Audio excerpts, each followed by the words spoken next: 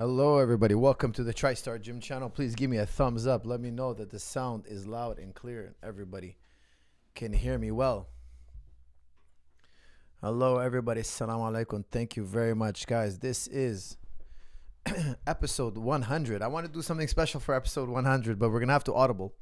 And what I was thinking of doing is doing a reaction to a conversation. I did the Jordan Peterson, Sam Harris. You guys loved it.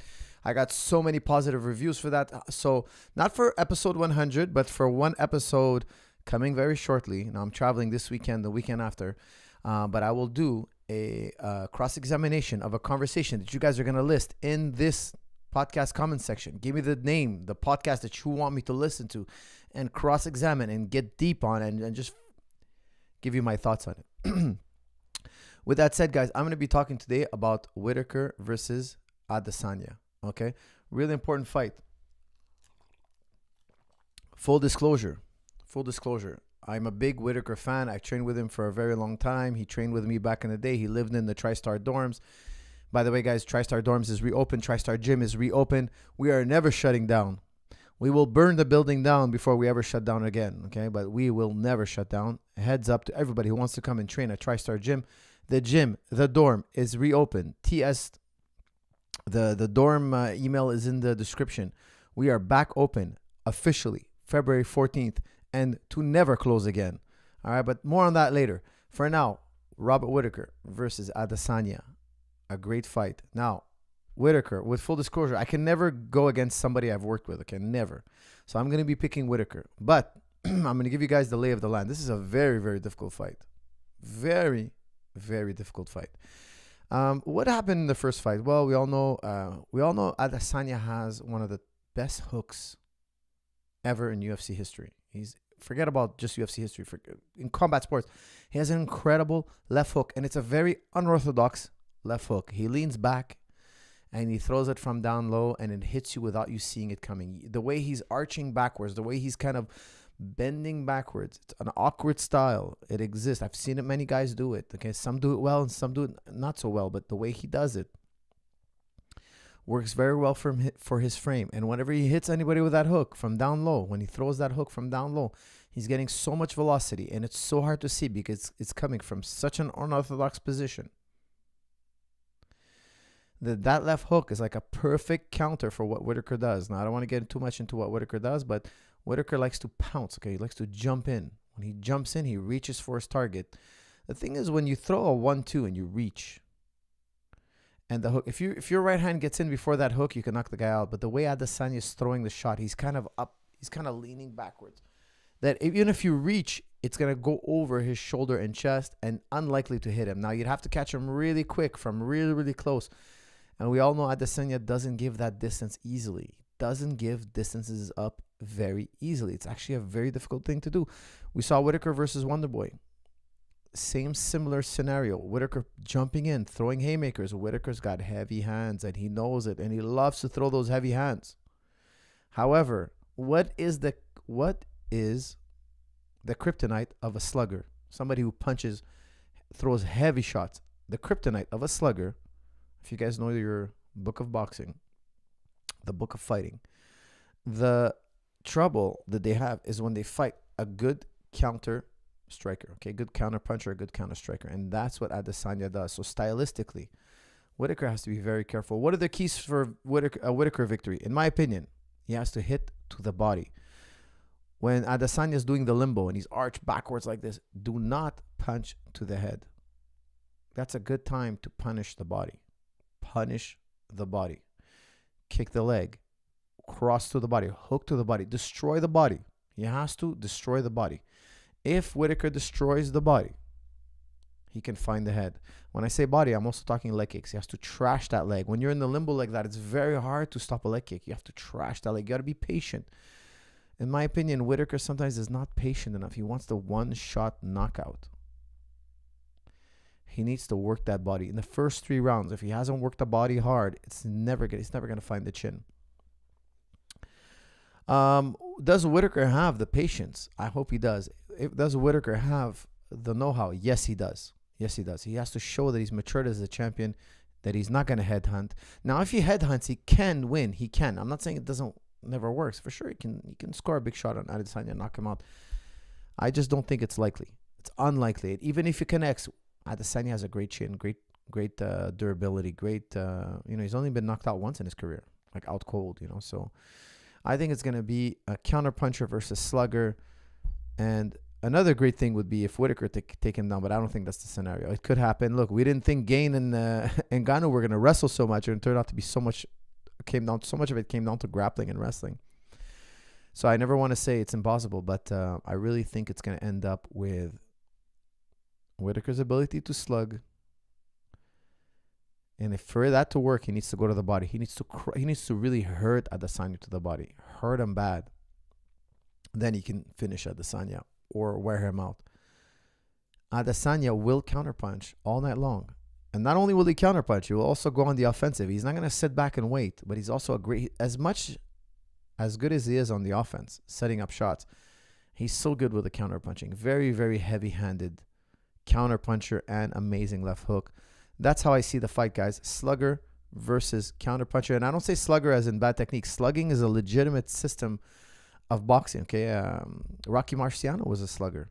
He was a slugger, and he's arguably the greatest heavyweight of all time. Okay, now I personally put Muhammad Ali as the greatest heavyweight of all time. How? Because he was in the golden age of boxing. But nonetheless, you can argue that Rocky Marciano is the greatest heavyweight of all time, and he was a slugger.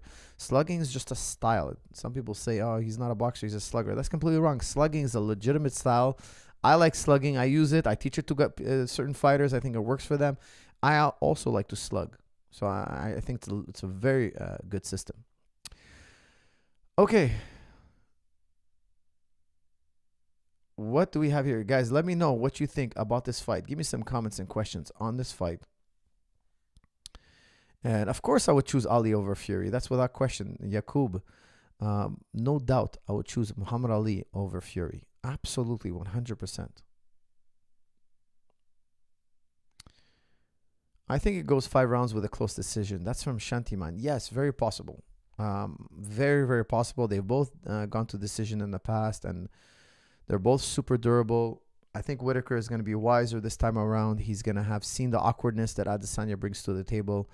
Adesanya brings, precision, power, experience, and awkwardness. And awkwardness is a good thing, guys. Not a bad thing.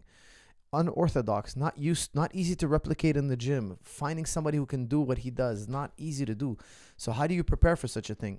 Not easy, guys. Not easy. So, I've dealt with this before as a trainer, and it's not always very easy to prep your fighter for an unorthodox style striker. Coach, who do you think has better jiu-jitsu? That's from Tiago Santos. Hard to say. Very hard to say.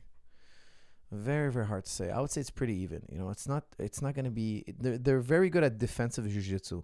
Offensive jiu-jitsu, we haven't seen too much offensive jiu-jitsu, so it would be something that would be very surprising to see who would be on the attack, What does Rob have to do to close the distance safely? That's from Shantiman Jorzak. That's a great question. Such a great question. When you're fighting a counter fighter, anything you throw at him, he's going to step back just a little bit, and he's going to launch a counter. In boxing we have something, or kickboxing and Muay Thai, we have something called going second. I throw you some junk. I fake a shot. I get you to swing at a ball, or I should say, I get you to swing at a fake punch or a fake attack. When you swing, I'm trying to trigger your counters. I'm trying to draw them out. So I'll throw a jab. I'll make it look like I'm reaching the target, but I'm really not. I'm going to just pull it back. I'm going to be shy. I'm going to fake the right hand, fake a left hook, but I'm going to make it look like I'm really throwing. And then I'm going to shy away just a little bit and let you throw your counter. When you throw your counter, I will counter you. Okay, so the first, you're not really going first. You're trying to go second. Who's going to go second is going to win.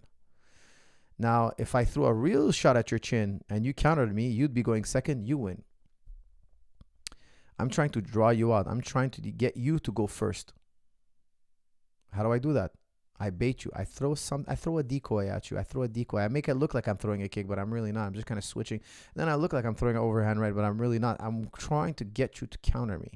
Now, if you fought a lot of counter fighters, you start getting wise to it. You're like, hey, every time I throw a jab, the guy uppercuts me. Every time I throw an overhand right, the guy steps out of the way and counters me with a body shot. Hey, I'm getting hit. Every time I try to throw a hit, you start realizing, hey, wait a second. Why don't I throw fake? Let me throw a fake. Let me throw just a shoulder, like faking with a shoulder, like I'm going to leap in. Let him throw a shot and let me give him a taste of his own medicine. Not just a hat rack, guys. Not just a hat rack. Okay? So you got to counter the counter fighter in a way. All right, guys. I got a super chat here. Coach, what do you think about people who are saying that Jan Blachowicz gave the blueprint to beat Adesanya? That's from Ishmael Hatake.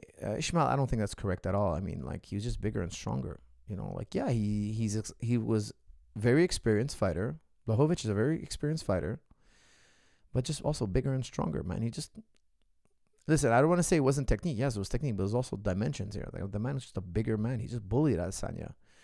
And I don't think Whittaker can do that. You can't just force these positions on Adesanya like Blachowicz did. You know, don't forget, as Whittaker also used to fight at 170. He's not the biggest middleweight.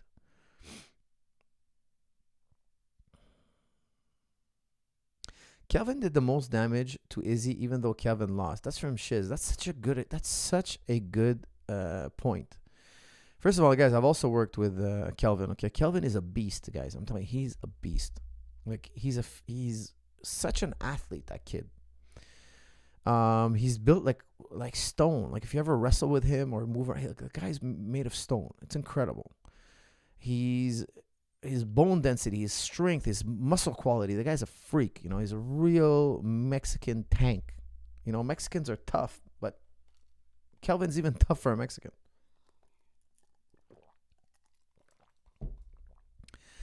He's got a great athleticism. He's very well trained, of course. Supremely well trained. Training since he's very young. Very strong mentally. Very strong mentally. And all those things helped him, almost beat Adesanya. It was a very close fight. A legendary fight. If you haven't seen that fight, you must watch it. Guys, a special shout out to one of my students who bought me this amazing shirt. You guys know I love shirts. I have hundreds of t-shirts. Hundreds. Drives my wife crazy. I have hundreds of t-shirts in different categories, and I love martial arts t-shirts. So thank you very much to my student Anthony who bought me this shirt. Coach, any news from God Beef Pilot getting network together? Guys, I'm still working on it. I'm still pitching it to people. I can't believe nobody's picked it up. It's unbelievable. Hopefully it's going to get picked up soon.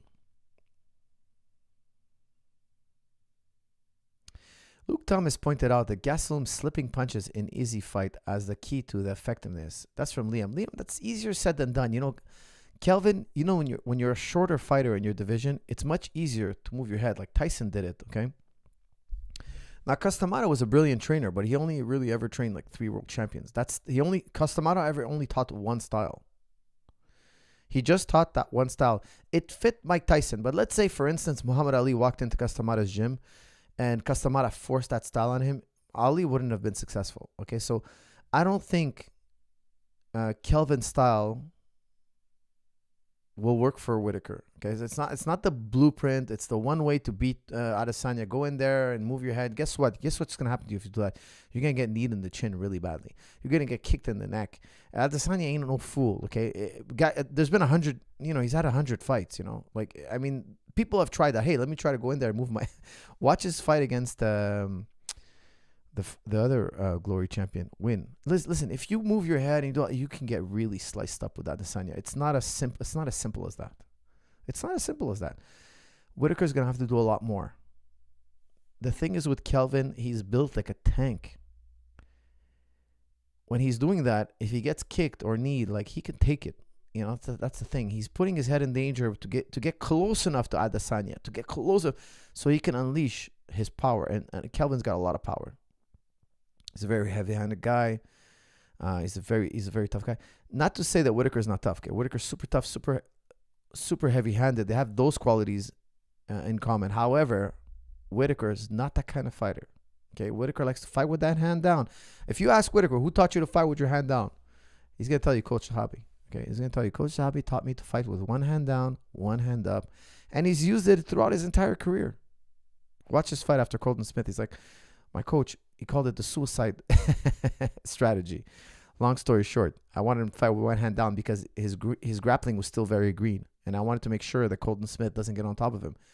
And I said to myself, he needs to get to the underhook. When Colton Smith shoots, Whittaker needs to get to the underhook every single time. Not 99% of the time, 100% of the time. So we developed that style because his wrestling was still very green. His jiu-jitsu was still very green. And until he would catch up to the status quo, I made him fight with one hand down to ensure the underhook. Now, he fought like that for the rest of his career. He just became comfortable, more and more comfortable with it. And I'm saying that because that's opposed to Kelvin. Kelvin doesn't fight with one hand down. They have different styles. They have similarities and differences.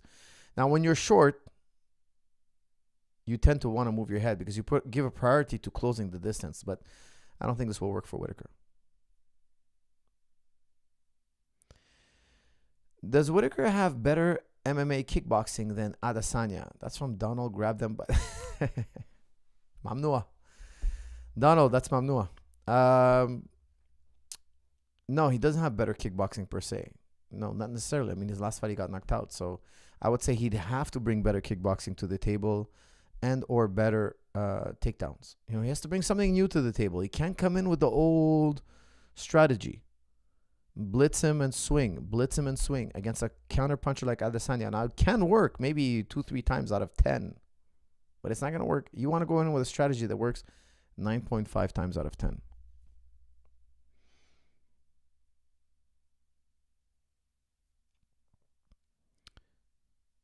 Coach, is Adesanya the best striker in MMA? That's from Lumi.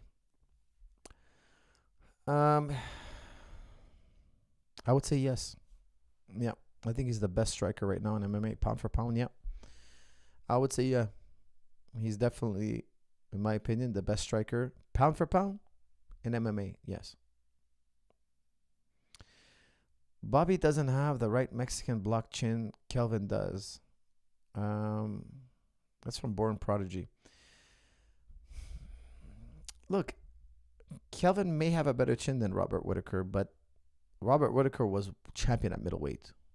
So he has also many great attributes. And one of those attributes is heart and incredible punching power in both hands. Incredible punching power. Kelvin has great punching power, but I would say Whittaker a little more. So offensively, I would give more to Whittaker. Does Robert have chances of submitting him? That's from Jazargo. Well, look, if he knocks Adesanya down and Adesanya is in a weakened state, yeah, anybody could choke him out, right? But if you're talking about can he take him down and methodically take his back and choke him, unlikely, very unlikely. Can he from the bottom throw up an armbar? Unlikely, not impossible, unlikely. I would say 20% chance. But again, you know, like if let's say he catches Adesanya with a knee or an elbow and then Adesanya is half dead and he armbars him, I wouldn't consider that like, yes, it's a submission win, but without hurting him badly with strikes, no, unlikely is my answer to you. Coach, shukran for the wonderful Dawa content with Sabur and Muhammad Hijab. Did you see the Knees Over Toes accepted your invitation to be on the show? What? Really? Okay, that would be great. Listen, he's actually been working with George St. Pierre. Me and George have been talking about it. I would love to do a podcast. Maybe I do that special. Maybe that be the special podcast. Maybe that will be the 100th episode celebration podcast. Guys, let me know in the comments. Do you want me to do Knees Over Toes or cross-examine some conversation, popular conversation on the internet? Or do I bring Mr. Knees Over Toes, which I like? Don't get me wrong, guys. I like the guy. We just don't agree. We don't see eye to eye. Okay, now I don't totally disagree with him, but I would like to grill him, cross-examine him, see where did he get this information from, and kind of explain to him some of the experiences I've had with Knees Over Toes. And again, I think it would be a great podcast if he has truly accepted my invitation. I would love to have him on.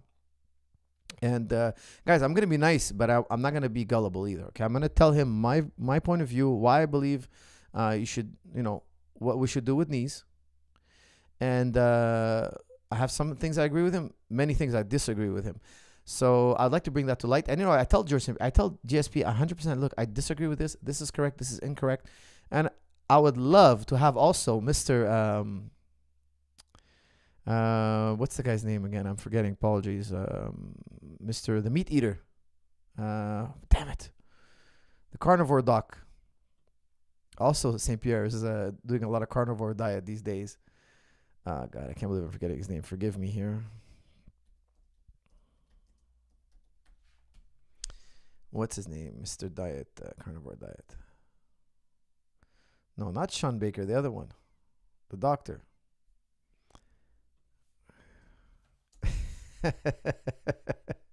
What's the doctor's name? Come on. Carnivore code. Damn it. Paul Saladino. Man, I was just talking to George about it the other day. We're eating steaks. Guys, I love steak. You know how much steak I love to eat? I don't eat steak all the time because it's not healthy. Guys, look, I just turned 42. I'm all about being fit. Being fit is super important. You know, I was talking to George. We're eating a couple of... actually, no, we weren't eating... We're eating steak tartare, raw steak. We didn't eat the cooked steaks that day. We're eating tartare. And I was telling George, look, we're talking about diet. We're talking about 1,001 things. You know what? I should have recorded it. I should podcast with him. We just go to dinner and we eat. And I was telling him, look, I'm interested in the diet that raises the most testosterone. Why? Because I want to stay young. I want to stay young for the longest period. And I was telling him, look, I think I never done TRT or any drug in my life. I've never done a hormone in my entire life. Okay, now not that I look like it and I have to debate with anybody over it, but I was telling him, you know what? I think when I turn 50, I'm gonna go to a doctors that I train, that I trust. I'm gonna be like, look, keep my hormones like they should be when I was younger. But I hesitate to even do it at 50. Maybe I should wait till 55. I don't know. I'm gonna do some more research and this and that, but I really believe that diet and exercise has kept me young. Like I feel the same like when I was in my 20s. I don't feel any different. I'm telling you, I function the same. I train even more than I used to. Everything is the same. There's nothing that dipped. There's nothing that got less frequent. There's nothing that my energy is the same. Everything is the same. And because all of my friends, most of my friends my age, they're like, oh, you know, my back, my neck. It's like, dude, I wrestle every single day. Literally, I wrestle every single day. Quarantine or no quarantine, I wrestle every single day. Look, and all you maskers out there, and I don't wear my mask, and I travel. Tomorrow I go to Texas. Believe me, there's going to be some wrestling in Texas. And then after that, I'm in New York. Believe me, there's going to be some wrestling in New York. I'm everywhere. I never stop training. Every single day I train, okay? When I say every single day, I mean 5 to 7 days a week. And I think that with eating correctly, I do a lot of intermittent fasting. I'm not going to go into all the details now, but I think those two things, diet and training,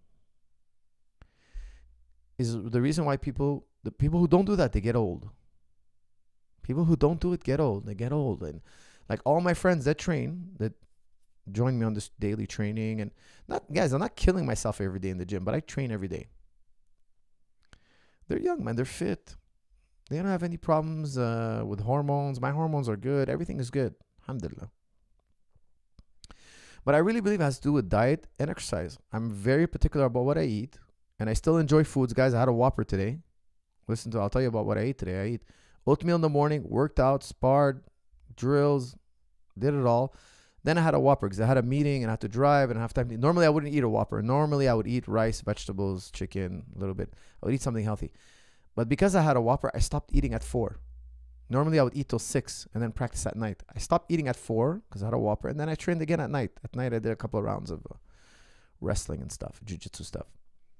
Diet and exercise is the key. You have to fine-tune them, guys. And if you get it right, you will feel I gotta say, I can describe it as being high on energy. High. Like not high on drugs, but high on, you feel incredible. Now, you feel amazing. If you train the right amount, listen carefully, very important secret, guys. Guys, you must do this. For all your entire life, you must do this, okay? Then when Fauci gets on the TV and he starts trying to scare you, you're like, pff, pff, pff. Whatever. Now, I'm not saying you can't get the bug. I don't want to talk too much. I got too many strikes. I got many fines, guys. I've got many fines. I've been very disobedient. The Prime Minister is not very happy with me. But guys, I got to explain to you, like, when you get it right, when you train the right amount, the right intensity, not too much, not too little, and you eat correctly, and you fine-tune your diet, you have this incredible sense of well-being. Incredible sense of well-being. You just feel amazing. Feel amazing. Feel happy. Feel joy. Now, the other day was my birthday, and we had a barbecue dinner. Okay, because I love barbecue, guys. We talked about Paul Saladino. I'm gonna get to it shortly. I wish I could eat steak every single day. I wish that Paul Saladino can prove to me that eating steak every day, eating meat every single day, will make me the healthiest version of me ever, and the best performing version of me ever. If that's true, man, I will kiss his hand. Because I'll be so happy to eat meat every day. I have a butcher shop right next to my house. I will go see him daily, get my meat every day and cook it. And oh man, I love to barbecue all year. I wish I could barbecue every single day. Now back to what I was saying. I went to have a barbecue dinner, all out barbecue dinner. It was my birthday. Me and my wife's birthday falls on the same day. She's the 4th. I'm the 5th. We have a barbecue dinner. Now, I felt horrible the next day. I ate a lot of barbecue. Beef, fried pickle. We're talking about Texas-style barbecue, guys. Things you shouldn't eat regularly. And we had a nice dinner. Chicken wings. I went all out. Barbecue. Brisket. Beef brisket. What else did I have? No, I had beef rib, brisket, and chicken. Fried chicken. And fried pickle. Fries. Guys, the next day I wasn't feeling good. Still went to training. Still stay with the routine.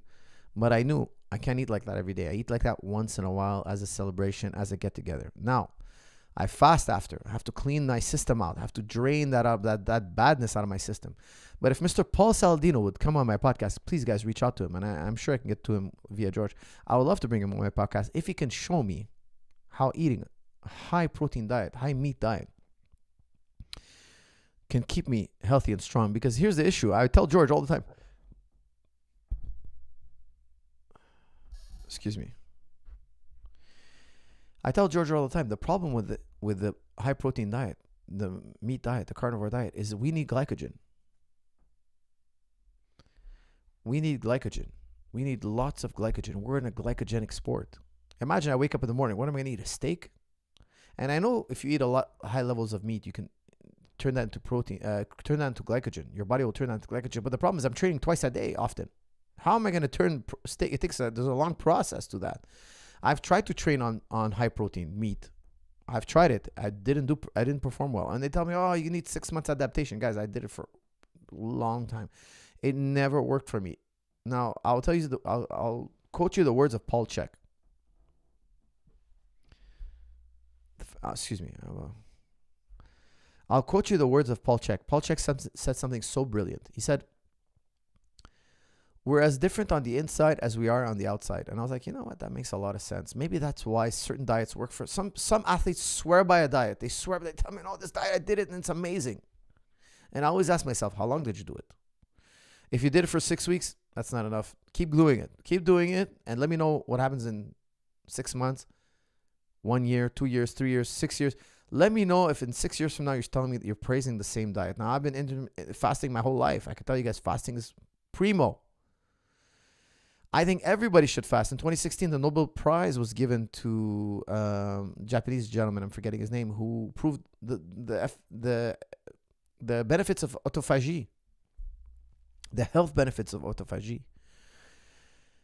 It's super important. Fasting is incredible for health. I'm not talking about performance. Okay, there is tactics to fast for performance, but you should periodically fast if you want to stay healthy. Now, St. Pierre, he fasts. Believe me, he fasts. I fast. I know a lot of guys who fast. It's a phenomenal way to stay young and healthy. But that's another point for another day. If Paul Saladino would come on my podcast and convince me that I can live well on protein and perform well on high protein, I'll be really, really interested in that. Okay, guys, that was a rant. Thierry St. Pierre, hey coach, how come you started prioritizing doing more gentle training such as flowing, drilling, while everyone else focused almost only on sparring? That's from Thierry Saint-Pierre. If that's my Thierry, you should be in the gym already. I don't know why you've been dragging your feet. But Thierry, hold on a second.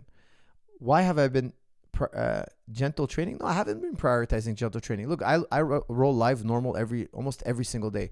Sometimes I flow roll. I'm not against flow rolling. I think flow rolling is good. When is flow rolling good? When your body's sore, you're tired, and you're just going to kind of do an active rest. Okay, now sometimes I like flow rolling because I'm trying to connect moves together and I'm kind of in my head and I don't feel like going live and I'm just kind of experimenting. That's a different story. However, I do advocate rolling sensibly because you can roll too intense, then you get a lot of injuries. Okay, so me, I like high intensity rolling only in training camp, like for a number of weeks. There's a countdown. If you do high intensity rolling every single day, in my opinion, you're not going to last. If you go full out, I mean, if you're pulling on each other's joints, you're rolling like a savage. What's going to happen after 2-3 years of training? Your knees hurt, your neck is hurt. You know, like we have a gentleness in terms of finishing submissions. Like today I put somebody in a deep heel hook. I don't crank it. You never crank a heel hook, man. You just put it on tight. Give the guy a chance to try to escape it and hold it tight and prolong your contact. And then when he escapes it, follow up. What would happen in a fight if you missed that leg lock? Turn that into a sweep, turn that into a way to pummel into another leg lock, etc.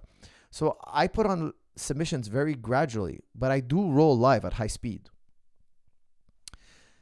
But not at 100%. I'm not at 99%, guys. Would you drive your car around? Would you redline your car on a regular basis? You know, you're going to bring it to your mechanic. He's like, what are you doing, man? You're destroying this car. You know, why don't you, take it to high speeds, but just don't redline it. When you redline it, you're flirting with injury. Okay. So when do we redline? You know, in training camps, you know, we're peaking. Okay, we're going to go really hard. Is, you know, getting that feel of the fight when there's money on the line and the whole fight is on the line. Okay, once in a while. But you can't go at 100% all the time.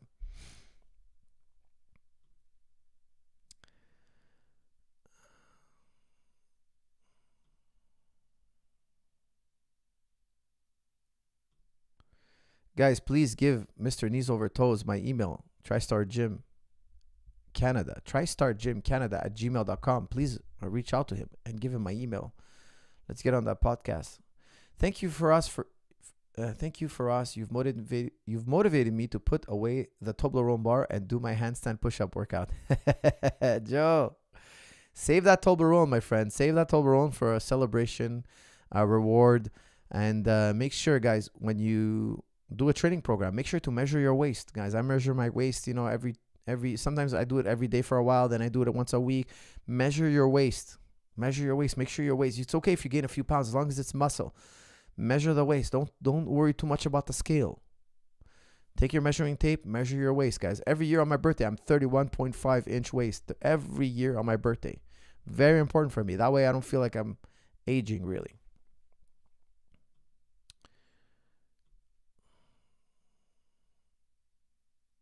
Coach, he Instagram DM'd you. Dude, I never go on Instagram, but thank you. I will go on Instagram. I'll remind myself later to go on Instagram. Guys, shout out to XMMA. XMMA is also now sponsoring this channel. Head Rush, XMMA. If you guys want to compete in an XMMA card, we're having cards, many cards. I know Quebec MMA has taken a nosedive since quarantine. We're going to rebuilding MMA. Amateur level, pro level, Jiu-Jitsu tournaments are not allowed in Quebec. We're doing it all. We're going to be doing it on the reserve, Kanawagi Reserve, and we're going to be doing it across the U.S. Next show is in April. We're going to have professional MMA fights. XMMA is doing it in New Orleans. If you want to be on the fight card, or if you want to be on a future fight card, they're going to be doing many, many shows a year, about 25, 30 shows a year, which are going to be airing on Fight Pass, guys. A lot of this content will be airing on Fight Pass.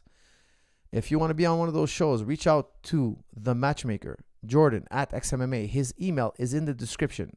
Jordan at XMMA. Jordan at XMMA.com. Check out his email in the description. Tell him, hey, I'm a professional fighter, or I want to go pro. I want to be on your undercard. I want to be on your main card. Tell him who you are. Send him your bio.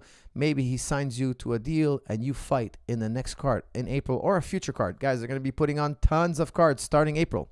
First card is in April, and then they're filling up card after card. So get ready, guys. We're going to have amateur fights, professional fights.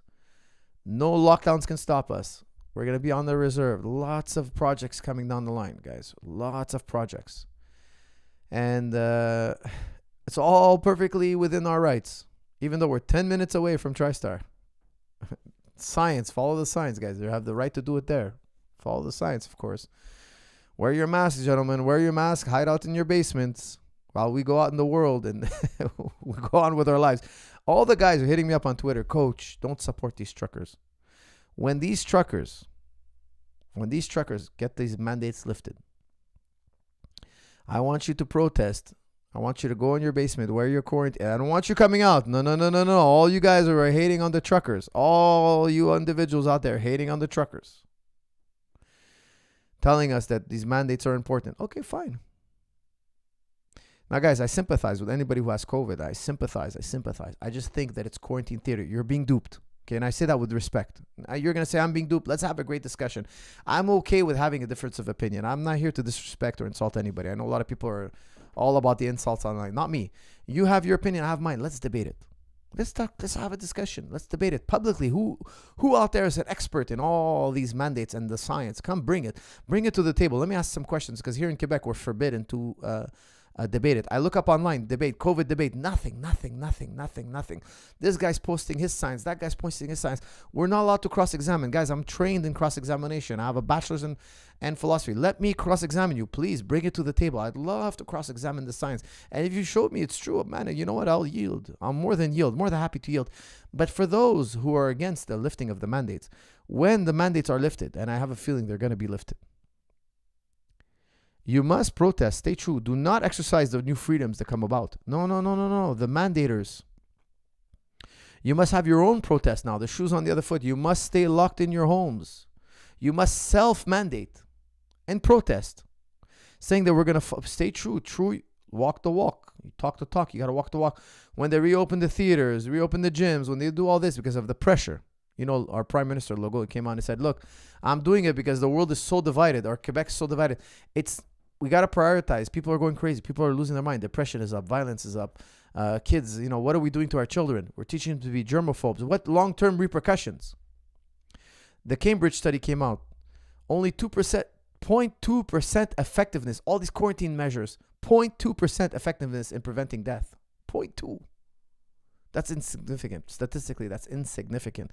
You're rounding up numbers here. You're guesstimating to some extent that it might as well be zero. Guys, it might as well be zero. Now, prevention of infection was 2%. Death, 0.2%. Now, maybe $500 billion. By the way, Pierre Poilievre reported now Canada's in the hole. $500 billion. $500 billion. Maybe if you gave me $500 billion and you told me, hey, you're the PM for I could have came up with a better result than 0.2%. Okay, I would have built a hospital with $500 billion. I would have flown in nurses from a third world. I would have done whatever it takes. You're running out of nurses? Let me round them up from around the world. Let me do a crash course. I'll have nurses in 6 months. I'll raise their prices to build nurses in 6 months. Instead of taking 3 years, we'll do an intensive. I'll pay people. If I have a $500 billion budget, you're short 400 hospital beds. That's really came down to. In Quebec, we were short 400 hospital beds. That's it. You're going to quarantine 8 million people because you're short 400. Anyways, it's another topic for another day. But for the mandators, for the pro-mandators, you want more mandates.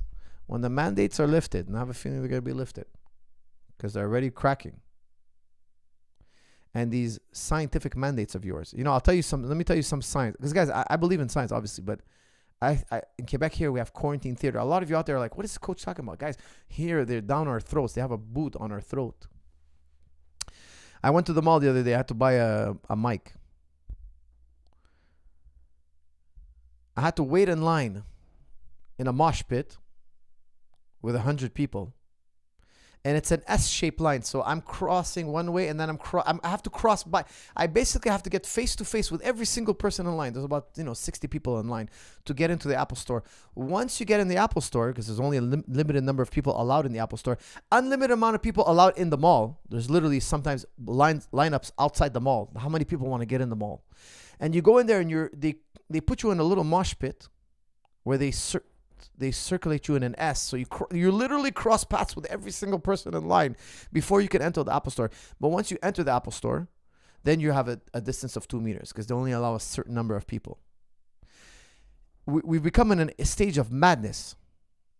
Mass psychosis, 100%. I'm looking here. I look at the Apple guy. I go, you really want me to stand in line so you could separate me, 45 minutes from now? He's like, yeah, that's the rule. Okay, it's the rule, but isn't it crazy? Like, admit to me it's crazy. He's like, yeah, it's crazy. It makes no sense. You're in a mosh pit for 45 minutes. You're in a mosh pit for 45 minutes, breathing in. Like, guys, we're not separated in the least. We're literally shoulder to shoulder here because there's too many people in the mall. And then we're going to separate you. It's insanity. It's become insane. And then they're like, hey, you didn't follow the signs. You're not following the mandate. Don't you understand? My kids go to school with 50,000 other kids. Wherever they go, they cross-pollinate COVID. They're cross-pollinating together, these kids, like the bees. And then they come home. How am I isolated? You're at home. I'm at home. Our kids go to school together. And then, of course, my daughter, I have to hug and kiss her. I have to, play with her. I have to feed her. I have to be in close contact with her. My kids I take my kids even, man, anyways. I can't talk right now. But soon, one day, I could be more vocal about the situation here. But we do have to be careful still. Best of both worlds, low fat, high carb meal in the morning for glycogen and a meat and fat meal later for protein and recovery. This is called Randall cycle. Eat both but avoid mixing sugar and fat. Andrew Palim, that's brilliant. I've done that before. I refer to it as carb timing. So before training, I'll have carbs. So you're carb loading and then you go train. And then when you're not training, you're going to eat mostly fats and vegetables. I did good on that, guys. I get lean on that. I call it carb timing. So if you're training twice a day, you get carbs twice a day. It's not bad. It's good. My cardio wasn't as good. I've done this diet. I think it's good. It's like a plan B for me. I do it when I want to. I do that during barbecue season. I'll train hard in the morning. I'll eat carbs. Then after that, I'll just eat vegetables and protein. I do get lean. I do get healthy. I do it. But it's not the same. It's not as good because I feel my cardio dips. I'm not getting enough carbs maybe. It's very hard to balance. But I do feel my cardio dips. Now, I love that diet. I do it. I definitely do it during barbecue season. Okay? During barbecue season, I got to eat the steak. So I do different strategies. That's one of them. It's a brilliant strategy. I do recommend it for those who enjoy protein. Abdirrahman, Coach, I'm a white belt, 6 months in, 25 years old. I eventually want to become a black belt, but also a good striker. Should I just focus on jiu-jitsu and train striking a couple of days a week? You know what I recommend? By the way, I'm coming out. My next video is going to be a basics video, advanced basics. Okay, so highly recommend you pick that up because it's going to be excellent for guys who want to learn the basics in a solid fashion. I recommend shadowboxing because you can't do everything under the sun, okay? When you're a beginner, you have a small work capacity. What does that mean? Everything you do in training is going to create some type of soreness. After a while, that soreness is going to dissipate. You're going to become inoculated. Your jiu-jitsu routine will be, you're going to reach homeostasis. It's not it's not an LGBT thing, okay? Homeostasis just means you're going to be adapted to your environment and your workload, okay? Your work capacity is increased. From there, you can train an extra day, train a little longer, do a few extra rounds. But how do you increase your work capacity in the gentlest manner? Because the thing is, if you're not taking anabolic steroids, you got to do it gradually. Okay, you can't force a plant to grow. You have to go through cycles of stress, which is training, then rest, and then adaptation follows. Stress plus recovery equals adaptation. Okay. Once this happens a few times, once you go through a few cycles of this, you're going to learn that it takes more stress to send you an adaptation. So how do I like to train somebody who's green to become a well-rounded fighter? I like shadowboxing because shadowboxing does very little to affect work capacity. I have a mace ball workout video. Guys, I'm not trying to sell videos here, but I'm telling you that that's the right way to do it. That's why I made the video, because I know that people need to train properly. And I like to use the mace ball. Why? Because the mace ball, there's a lot of different drills you could do with it that will up your offensive and defensive ability at the same time. And that's the key, okay? Shadowboxing. Once you feel your work capacity is increased, start hitting the bag. I love bag work, guys. Bag work. I have a bag work video it's got to happen. I'm a huge bag work believer. Bag work is the greatest cardio machine. The bag, the heavyweight bag, is the greatest cardio machine for anybody. Anywhere. There's nobody who should, there's not a single person out there who shouldn't do bag work. I don't care if you're a 99-year-old man, you should be doing bag work. That's my opinion. Shadowboxing, bag work, super, super good on the joints, especially if you do it smart, and incredible for, you could develop your flexibility, your cardio, your musculature. Bag work is way better than running or cycling or rowing or anything, in my opinion. Okay, not that those things are bad. I still use them, but definitely, I'm a big believer when it comes to working the cardiovascular system, bag work. Okay, but back to your question. Do your jiu-jitsu, do technique, roll, shadow box. Listen, I really believe that every grappler out there should do some MMA. I don't care if your whole goal in life is to be if you want to be the world's greatest jiu-jitsu master, and you're not interested in ever stepping foot in a fight, in an MMA ring, okay, the cage, you should still learn MMA. Why? Self-defense. You know, I was watching Who's Number One or one of those grappling shows, and the Rotolo brothers, they were doing the countdown. The Rotolo brothers were doing MMA. The guy's getting ready for a grappling fight. Now, he's not the best MMA fighter. He's a good MMA fighter. For sure, he could defend himself on the street. But they put on the MMA gloves, and they clowned around there, punching, boxing, and Galvao, you know, he's an XMMA fighter. He's a legitimate MMA fighter. And they were getting ready for a grappling fight, but they still put on the gloves and had some fun sparring. I'm a huge believer in that. When we started jiu-jitsu, guys, 20 years ago when you were doing jiu-jitsu, every jiu-jitsu guy did MMA. Every jiu-jitsu did some MMA, some. We did open hand, palm slap. So we'd roll, and then we maybe once, like, I did it more often, obviously, because I wanted to be an MMA fighter. But even the guys who were not fighting MMA, because it was so ingrained in our mind, it was for fight. It wasn't like, you know, there wasn't like Abu Dhabi back then, Abu Dhabi championships. You know, you win prestige and all that. It was really, we're learning jiu-jitsu for self-defense. So we do like pancration sparring, you know, open-handed. We put on the boxing gloves sometimes.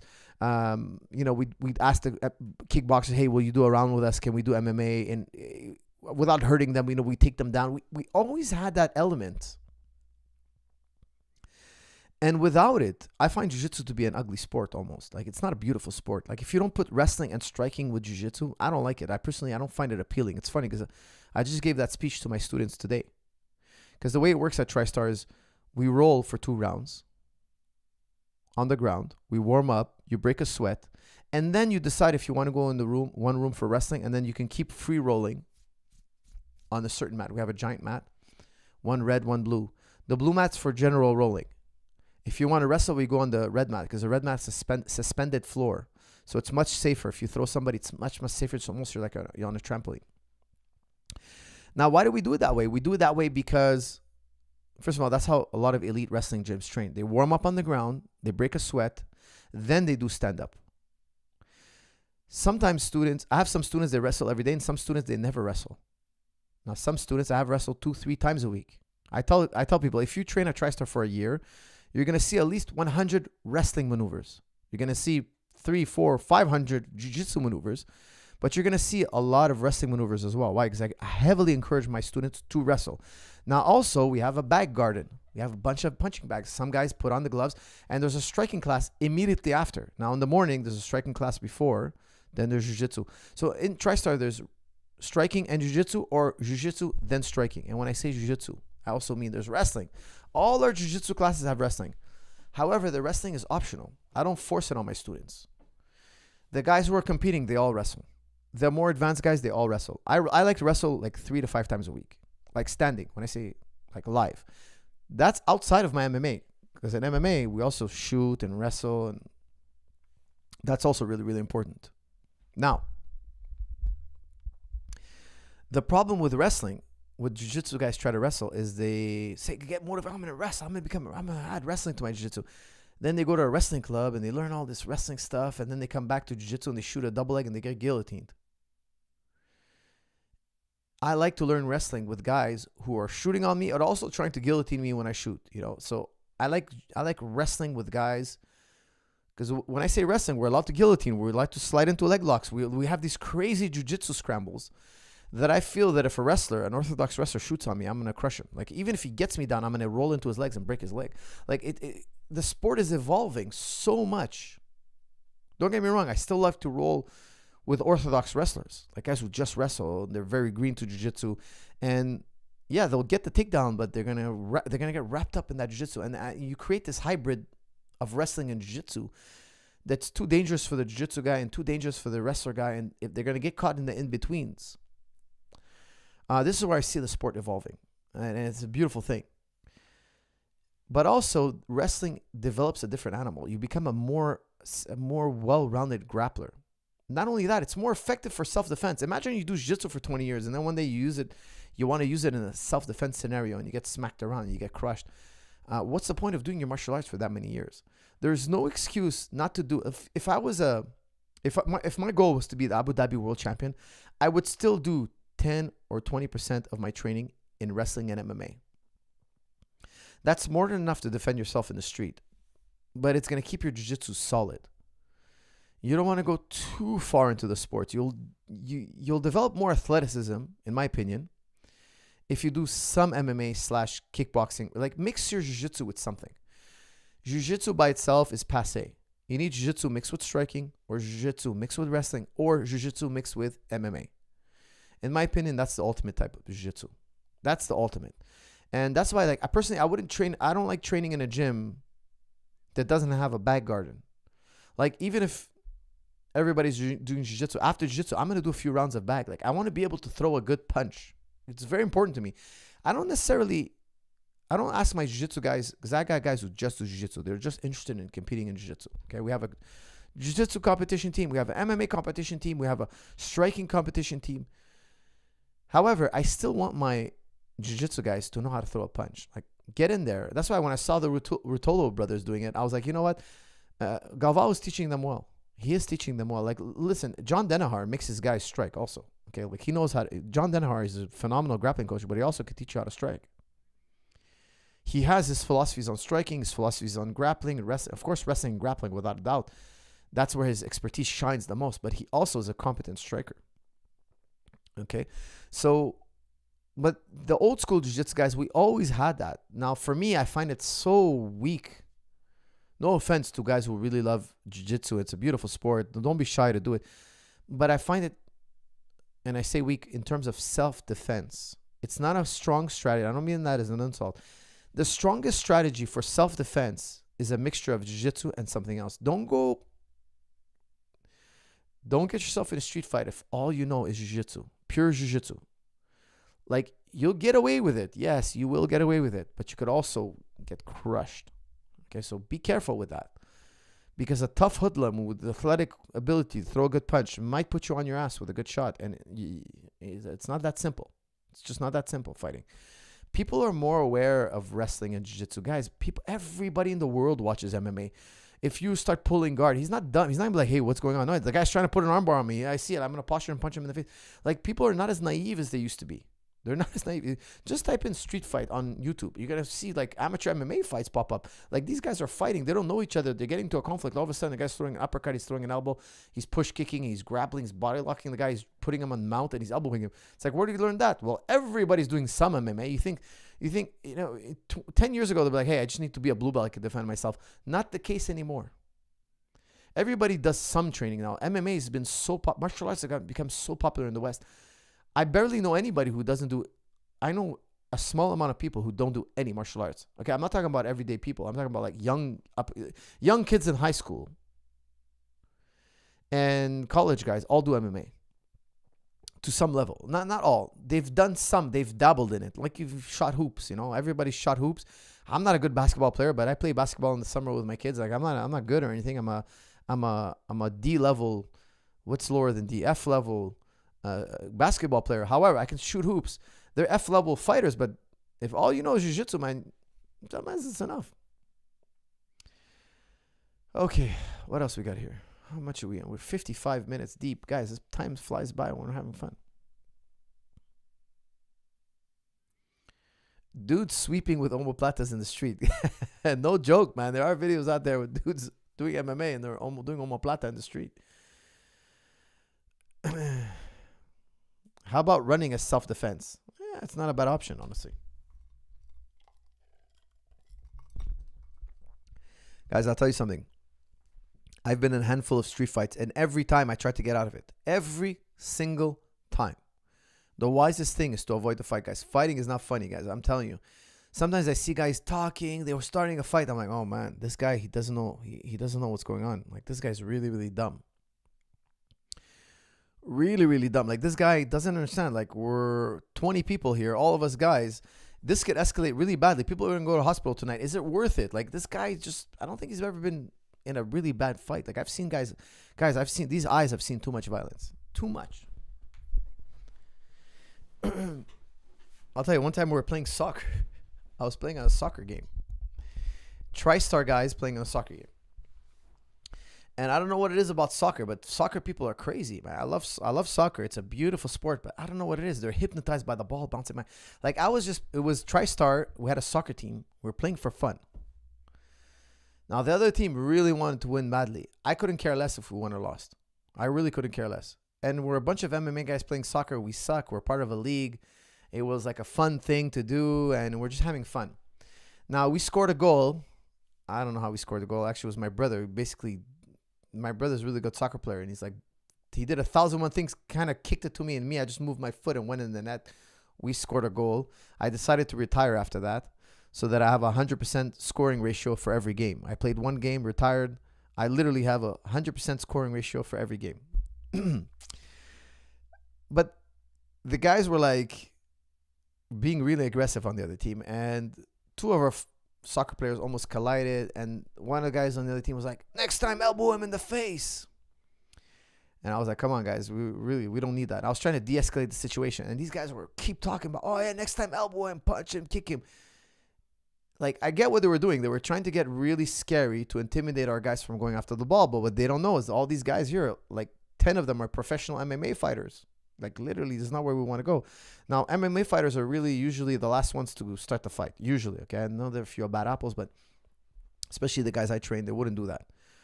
Now, I was like trying to de-escalate the situation, and one of them was like, he sensed it was like fear. He thought I was scared of him.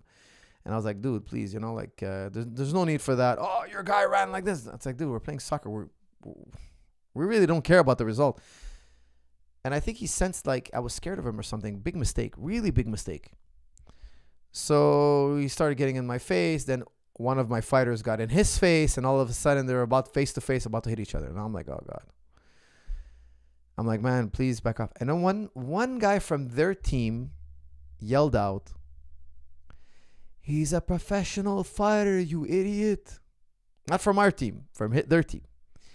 And I was like, listen, man, you really got to back off. Now I got serious with him. Like, he saw my face. Because at first I was being nice. And I hate when people take kindness as a weakness. It's really, I was like talking to him with a nice voice. And I was like, hey, man, you really got to back off. Like, right now, I'm telling you, back off right now. The guy backed off.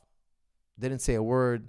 They benched him. He didn't play. Like, the other team knew. Like, they saw us get serious. Because one of my fighters, like, the reason why I raised my voice at the guy is because the guy he was face to face with, I'm not going to mention his name, but he fought for a world title. Like, tell you, the guy's going to put you in the hospital. And I don't want to see this guy go to the hospital. Like, we're playing soccer here, for goodness sake. But now he really dipped his toe in the water. Like, he's about to get a real beating here. Anyways, the situation de-escalated and all that. But I was like, dude, it's insane how this guy was volunteering for us to, we're like 10 guys on each team. I don't even remember, like, we're 20 guys on each team. I don't remember how many people we were. But like, we're going to get into a serious, like, people are going to go to the hospital. Yeah, this guy's ready to, he's ready to jump in the pool. Yeah, he's going to prove a point because he wants that. And we're playing for money, guys. Like, don't forget, we're playing for kicks here. Insanity, guys. Insanity. But it's sad because I unfortunately run into that kind of thing every so often. And I'm like, dude, I just walk away. I'll leave. If I can take my personal belongings, I'll just walk. I'll leave the premises. If I see, oh, you guys want to fight? Okay, just grab my things here. I'm out of here. Dino.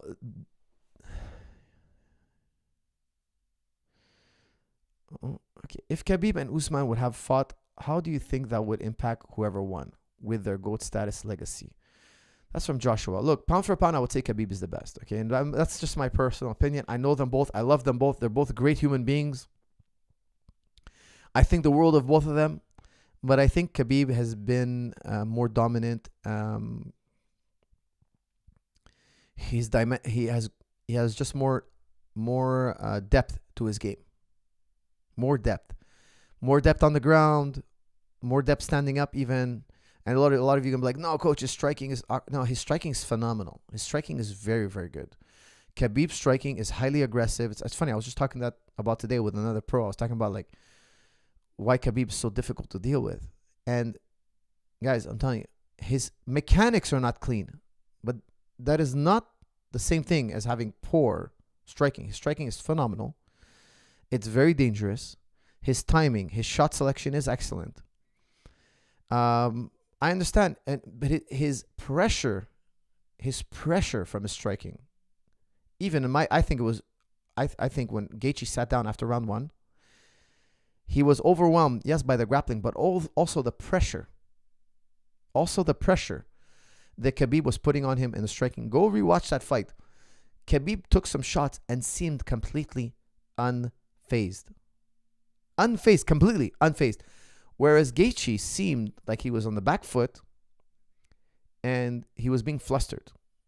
Rewatch that fight again. Gaethje landed some good shots. Khabib landed some good shots. But if you ask me, what happens if this is just a stand-up battle? I know a lot of you are going to disagree with me. I personally think Khabib wins. I personally think so. He's that resilient. He's that robust. And his pressure is that scary.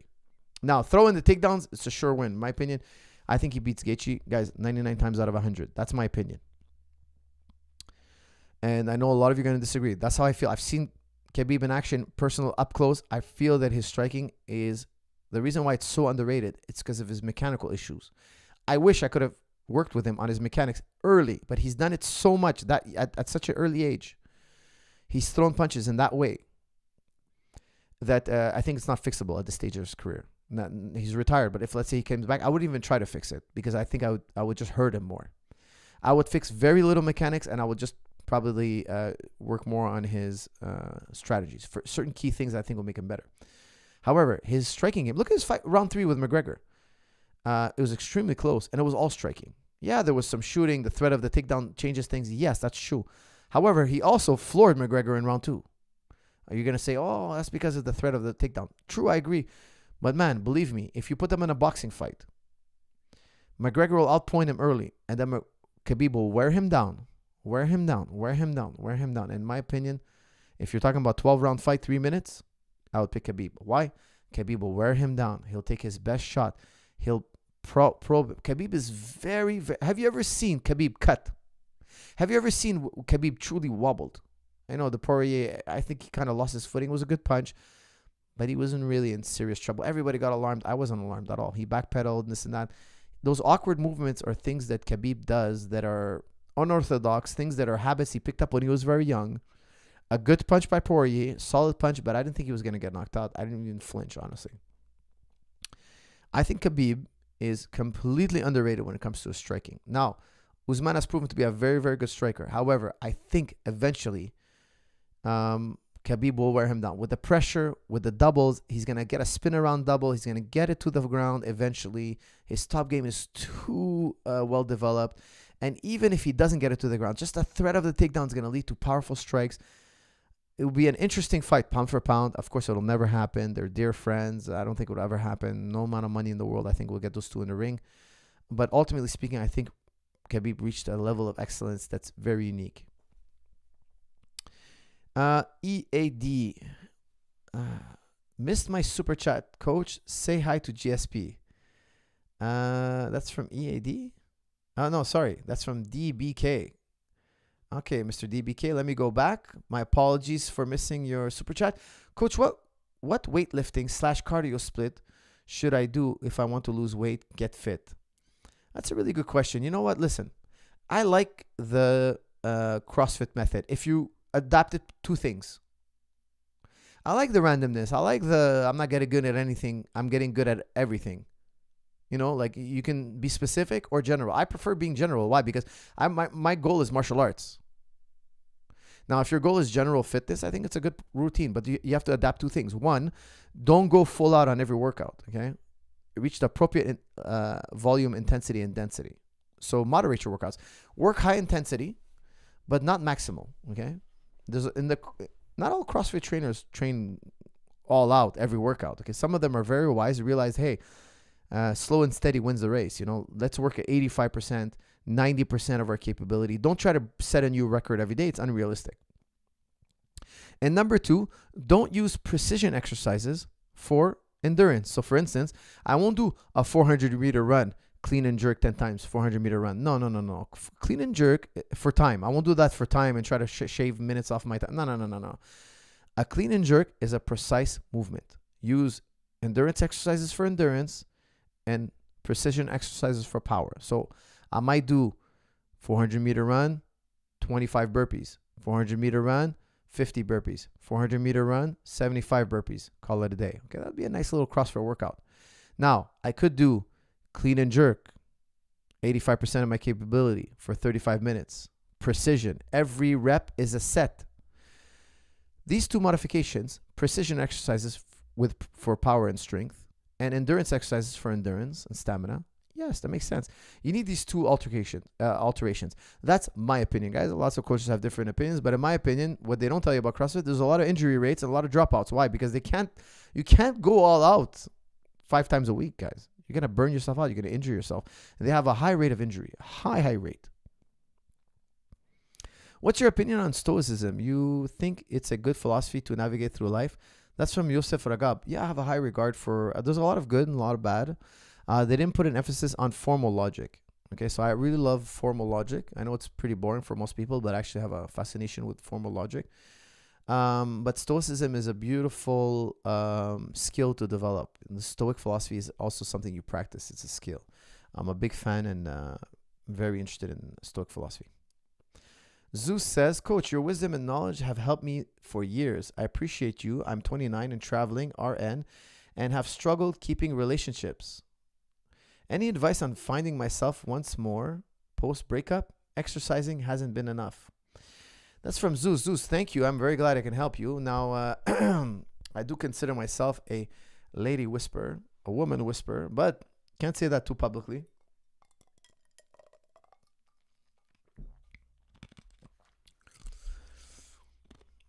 I think I've talked about that in the past, but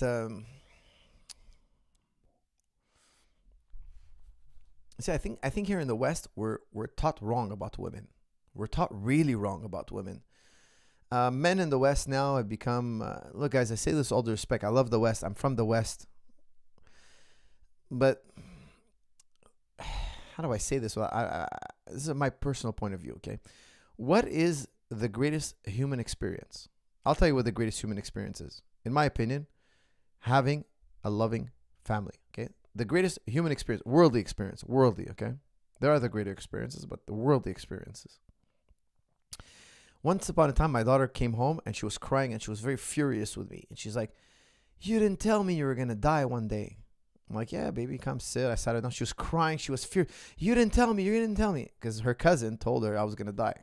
Like, I'm going to get old and die. They're kids, right? They're really young. My daughter's like 6 years old.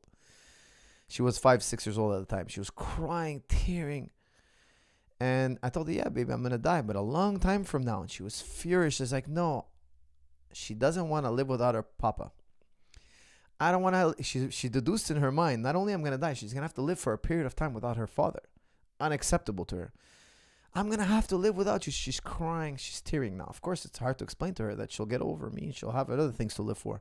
But right now, at this moment in her life, she can't fathom living without her father. Now, I pointed to my wife and told her, look, you have a lot to learn from this girl, but that's a point for another day. I told her, listen, make your promise. I won't eat sugar or fatty foods more than one time a week. That way I'll live very, very long. I told her I'll exercise every day because her point was she wants to die on the same day as me. I told her we're all going to die. She's like, that's okay, but I got to die on the same day as you. I can't die after you. So I was like, okay, I'll make you a promise. I'll stay super healthy. I won't eat junk, and I'm going to live so long that we're going to die on the same day. Now, noble lie, a little poetic license here. I'm going to try to prolong my life as long as I can, and hopefully she gets over this fear of hers, and then it'll be a soft landing for her when I die. But that product is a byproduct of a successful relationship. A successful relationship, guys, people who come from divorce homes, with all due respect, have a harder time replicating a family home. This is statistically. Look, if your parents are divorced, statistically you have I think it's like 45% chance of living divorce yourself. If your parents were abusive, you have, like, the stats go really bad. If you have a loving home and your parents make it through your childhood, married successfully, without abusing you, that, my friends, and I'm going to say something very important here, is the recipe to having a beautiful existence. Why? The mission is to raise well-adapted, highly moral, highly virtuous generation. My job as a human being is to raise kids that are virtuous, respectable, moral human beings. If everybody did that, it wouldn't matter if we're socialist or capitalist or communist or any ism, because what kills all these systems is corruption. There was no capitalist state that was ever free of corruption. There was no socialist state that was ever free of corruption. There was no empire that was free of corruption. Actually, the great minds tell us that corruption is what destroys our society. The mission is to raise, guys, what do you think Islam is about? What do you think Christianity is about? What do you think Buddhism is about? What do you think Confucian? I don't want to comment too much on the Eastern religions because I don't know much about that, but the Abrahamic religions are all about raising generations. I'm not saying we were able successfully to do it. We're still trying to do it. To raise generations of highly moral and virtuous people, so that we'd have no corruption in the world. That if you put $1 million in front of him, he wouldn't commit a crime, or he wouldn't even be tempted for it, because he lives a virtue. Now, the Greeks also tried this, etc., etc. Now, to a certain extent, the Abrahamic religions have been highly successful, not perfectly successful, but you could walk around in many countries that are religious, and you can have $100 bill hanging out of your pocket. Nobody's going to touch you. It's the safest place in the world. You could literally walk there any time of the day. You will never get mugged. You will never get, I understand certain countries have things that are distasteful for other cultures, but within their own bubble, they're very happy. They're very adamantly happy. They wouldn't have it any other way. This is their lifestyle. This is the way they live. And I personally feel very comfortable with them. Even in very Christian societies, I feel very comfortable with them. I grew up with very religious people and very anti-religious people, very atheistic people. I grew up with both. I've seen everything. I live in Canada. We have every walk of life. I'm comfortable with every walk of life. I'm of the theory, don't impose your way of life on me. I won't impose my way of life on you. But that's the whole goal. Now, the byproduct, to have this goal, to do it, you need a strong relationship. So you have to pick a good woman. To say that you have to pick a good woman. Now, to pick a good woman, you have to be a strong man. Don't believe what they tell you. Here in the West, they're trying to feminize the men. They're trying to take your masculinity. They're trying to make you equal with a woman in every way. That if she puts on makeup, it's okay for you to put on makeup. That's a bit of an exaggeration, but it's not too far from it. If she wears a dress, it's okay for you to wear a dress. No. This is insanity. This is insanity, guys. Don't let them make you effeminate, in my opinion. Because women are naturally attracted to masculine men. I always ask my students, are you attracted to feminine women or masculine men? Masculine women. They all say feminine. So what do you think women are attracted to? Here's the death blow to all the feminists and LGBT people who tell us that, no, it's okay to wear lipstick if you're a man. It's okay. It's just as attractive. It's just as good. Here's my argument against that. Okay, and please, guys, I'm the most open-minded Muslim guy you ever meet. Bring me on your podcast. If you're a feminist or if you're an LGBT community, I'll prioritize you. I'll put you on. I have a long list of people trying to get me on the podcast. I'll put you on the list of top number 1. Let's talk history. Let's talk ideology. Let's talk worldview. Let's talk about the history of human sexuality. Let's do it. I'm more than happy to bring it to the table. I have my views and I'm ready to change them if you could prove me wrong. But here's a death blow argument to young men out there. Why I tell you, don't become effeminate. It's okay to be masculine. Look at women's romance novels. Look at them. Go look at the top 10. Go to Google, top 10 romance novels of 2021, 2019. It's always a masculine male. It's never a guy who wears lipstick, who's effeminate, who speaks with a soft voice, who, I don't know, he models and then he does makeup for a living. Like, it's never that. It's never that. It's always a guy who's always a little bit edgy. He rides a motorcycle. He beats people up. He's a rebel. He doesn't do what he's told. He won't conform. But her love kind of softens him up, and then she kind of tames him a little bit. And he's very feisty, but she can eventually kind of like get him to conform and kind of settle down with her. That's I just told you every love story you've ever heard. I just told you every romance novel that's ever been written right there. That's the archetype. Prove me wrong. Go out there, write a romance novel about a guy who's got a really feminine voice, who puts on lipstick, who plucks his eyebrows, who does this and that, and he does 1,000 things. Nothing against plucking eyebrows, guys. I know I could probably use somebody to work on me, but a guy who's very effeminate, and he's the star of he's the hero of the show, and he doesn't beat up bad guys, and he doesn't fight, and he's very, none of this toxic masculinity. And when they're on the ship and it's sinking, he's like, one man, one woman on each ship, 50-50. No, it's not women and children first. No, that's sexist. No. And then in the novel, a war can break out, and he's like, hey, I'm going to stand side by side with one woman, one man. We're all going to go to war. We're not going to send the men to war. No.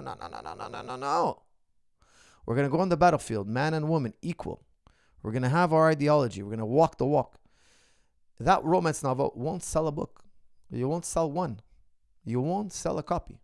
So, all this to tell you, the reason why so many relationships are broken down these days, in my opinion, is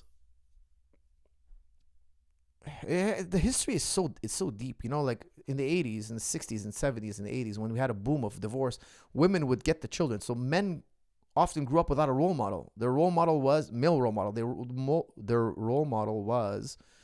Things are very different today. Now men get custody, but back in the day, the mother always got custody, and she got the paternity. The alimony. Men grew up. A lot of men, a generation of men, grew up without male role models, and they got effeminate.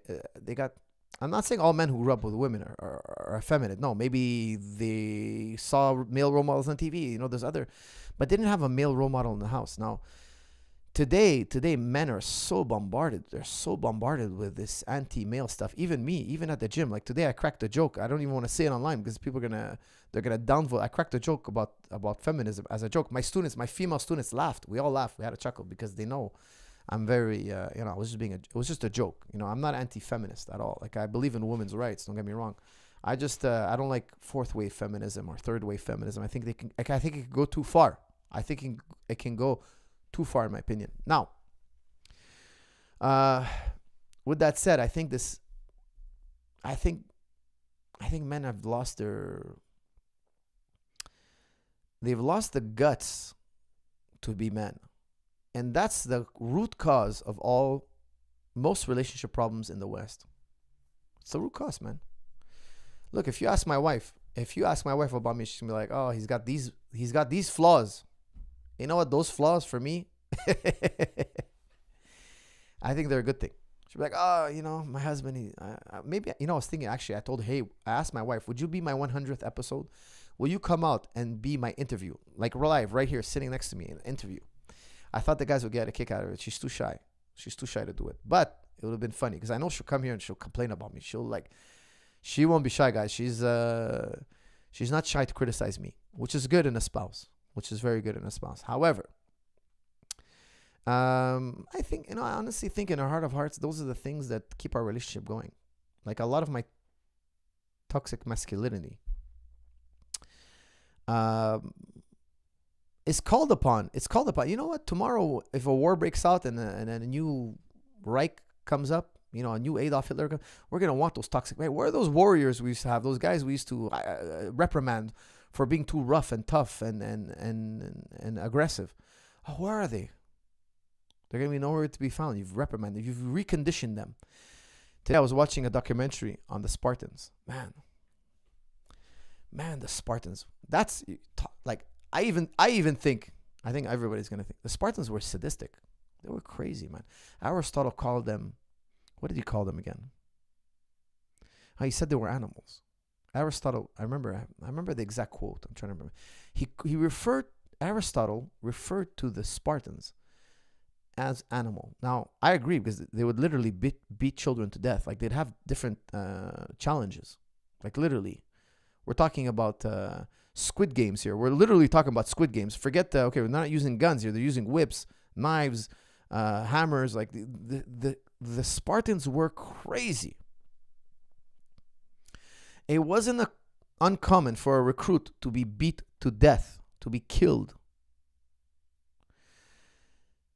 They were ferocious. Ferocious. The Spartans were ferocious, man. I can't even begin to describe the ferocity of the Spartans, the Agoge. And me, if I was living in that time, I'd probably be as sadistic as them, because I'd be conditioned to. But I still think, like, I agree, we can go too far. We can go too far with the machismo, the toxic. We can go too far. If you ask me, I wouldn't want to live like a Spartan. No way.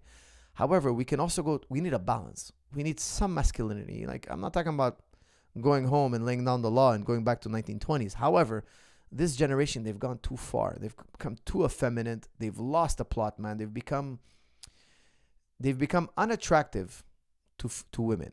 Now, this might not be your specific problem, but this is what I've noticed in our day and age. Women are too powerful. This women age, they're too drunk with power. They're too drunk with power. Now, listen, I'm going to give you some advice. I feel every woman will test the boundary. Every woman will test the boundary with her man. Every woman. Me, when I met my wife, I told her, look, if you want to be married with me, this is the way it's going to be. Call it toxic masculinity, guys. Go ahead. I don't mind. I really don't mind. I told her, look, if you can live by these rules this way, I draw the lines here. You don't have to agree with me. You can have your own opinion. That's fine. But these are the lines. This is what I accept. This is what I don't accept. It's funny, because when I deal with a business, I do a partnership agreement with somebody. If I go into business with somebody, I tell them, look, here's how I see it. Do you agree? Can we come to a common understanding? What do you want to negotiate on? We sign a partnership agreement and we follow it. That's it. If you want to change it, you have to ask me to change it. We can't change it on your whim. Tomorrow you don't like the deal and you want to change it. No. Come, bring me back to the table. Say, look, do you agree? I didn't think of this. I didn't think of that. And we can negotiate fine. However, and I try to be very flexible with my business partners. In a marriage, it's the same thing. In a relationship, you have to ask your woman, what do you accept? What do you see as a successful relationship? Like, for instance, I used to tell my wife, like, some couples have to be together 24 hours a day, and some couples are good living parallel lives. She has her life, I have my life, and when it convenes once a week, twice a week, we share a certain part of our lives. The rest is autonomous. Where are you on the spectrum? Because me, I'm not the type of guy who's together with his wife 24 hours a day. I have things to do. I travel, this and that. But I'm also not parallel life. You know, like we call that here in Quebec. Some people live parallel. They're basically roommates. And they're married, but they're roommates. You have your life, your business, your income. If a bill comes in, we split it 50-50. I'm not like that either. Okay, so I'm like the man of the house. Me, guys, I'm the man of the house. When I come home, I better have my chair. My food better be done in a certain way. The house better be kept at a certain place. Like, this is the man's house. This is the way it is. And, of course, I chip in. I do my part. But it's my castle. I'm the king of this castle. Now,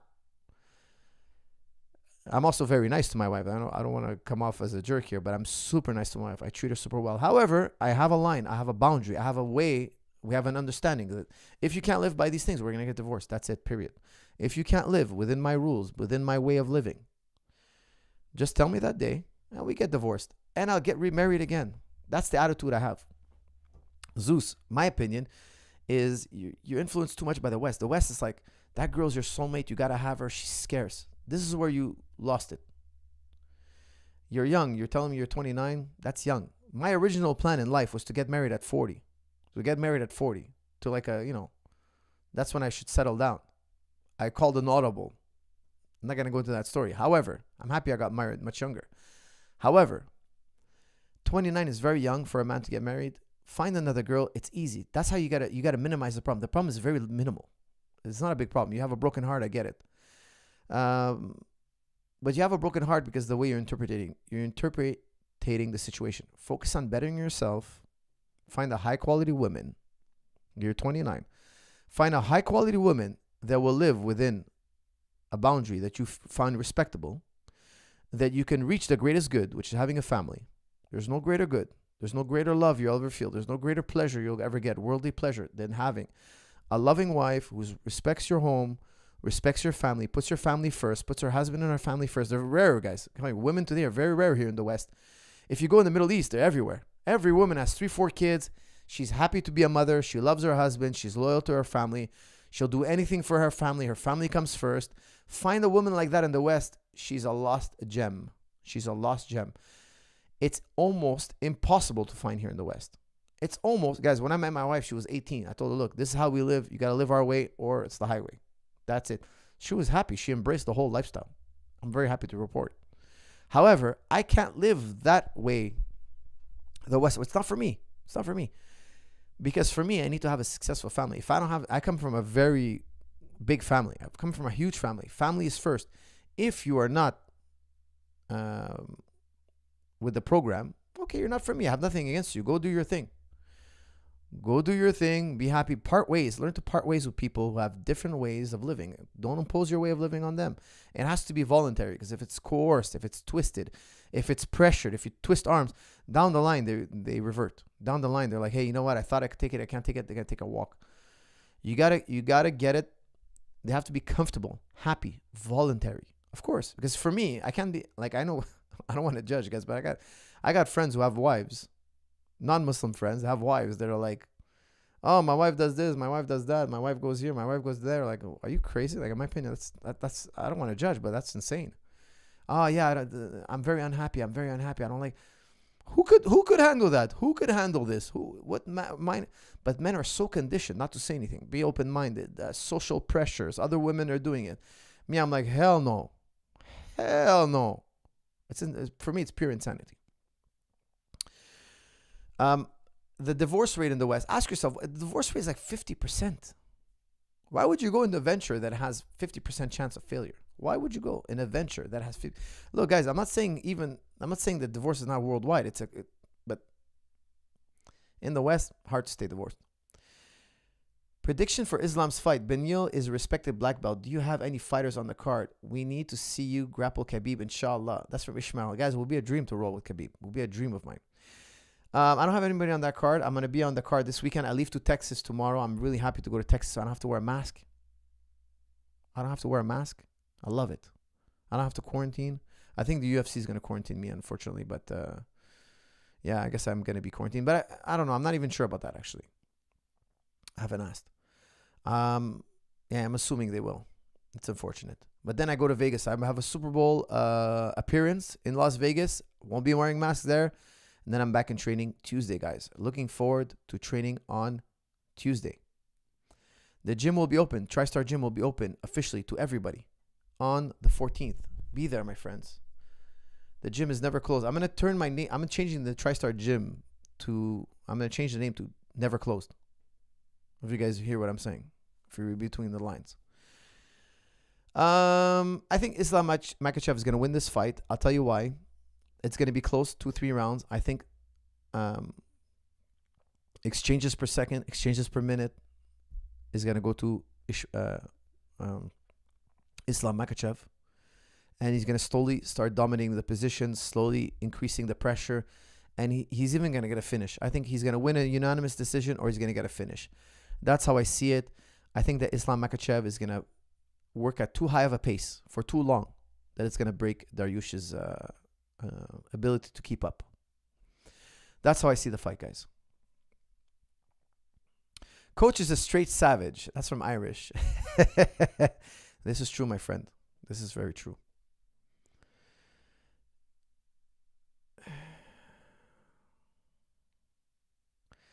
Damn, I forgot all about that misogyny in the Gospels. Thank you for reminding me. Ouch. Ouch. Guys, let me tell you something, Mr. Kyle. The Christians were a highly successful group.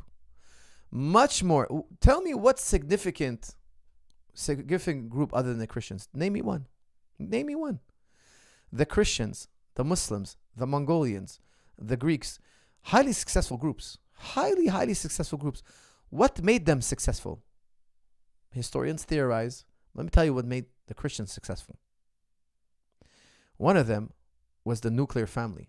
The Christians, my friends, reproduced feverishly. feverishly. Don't make me quote you some Bible verses, okay? In the Bible, they tell their women, you better wear your hijab in the church, cover your hair, or shave your head. If you have a question, ask your man at home. Don't dare speak in the church. Now, the man is the head of the woman, as the church is the head of man, and Christ is the head of the church, as the Father is the head of the Christ, etc., etc. Forgive me if I got that wrong. If I didn't get it perfectly, I haven't read it in a little while. The church had a pecking order, a hierarchy. Guess what? All the nations I just named you, all of them, the Greeks, the Romans, the Persians, the Arabs, the Mongolians, they all had a pecking order. They all had a hierarchy.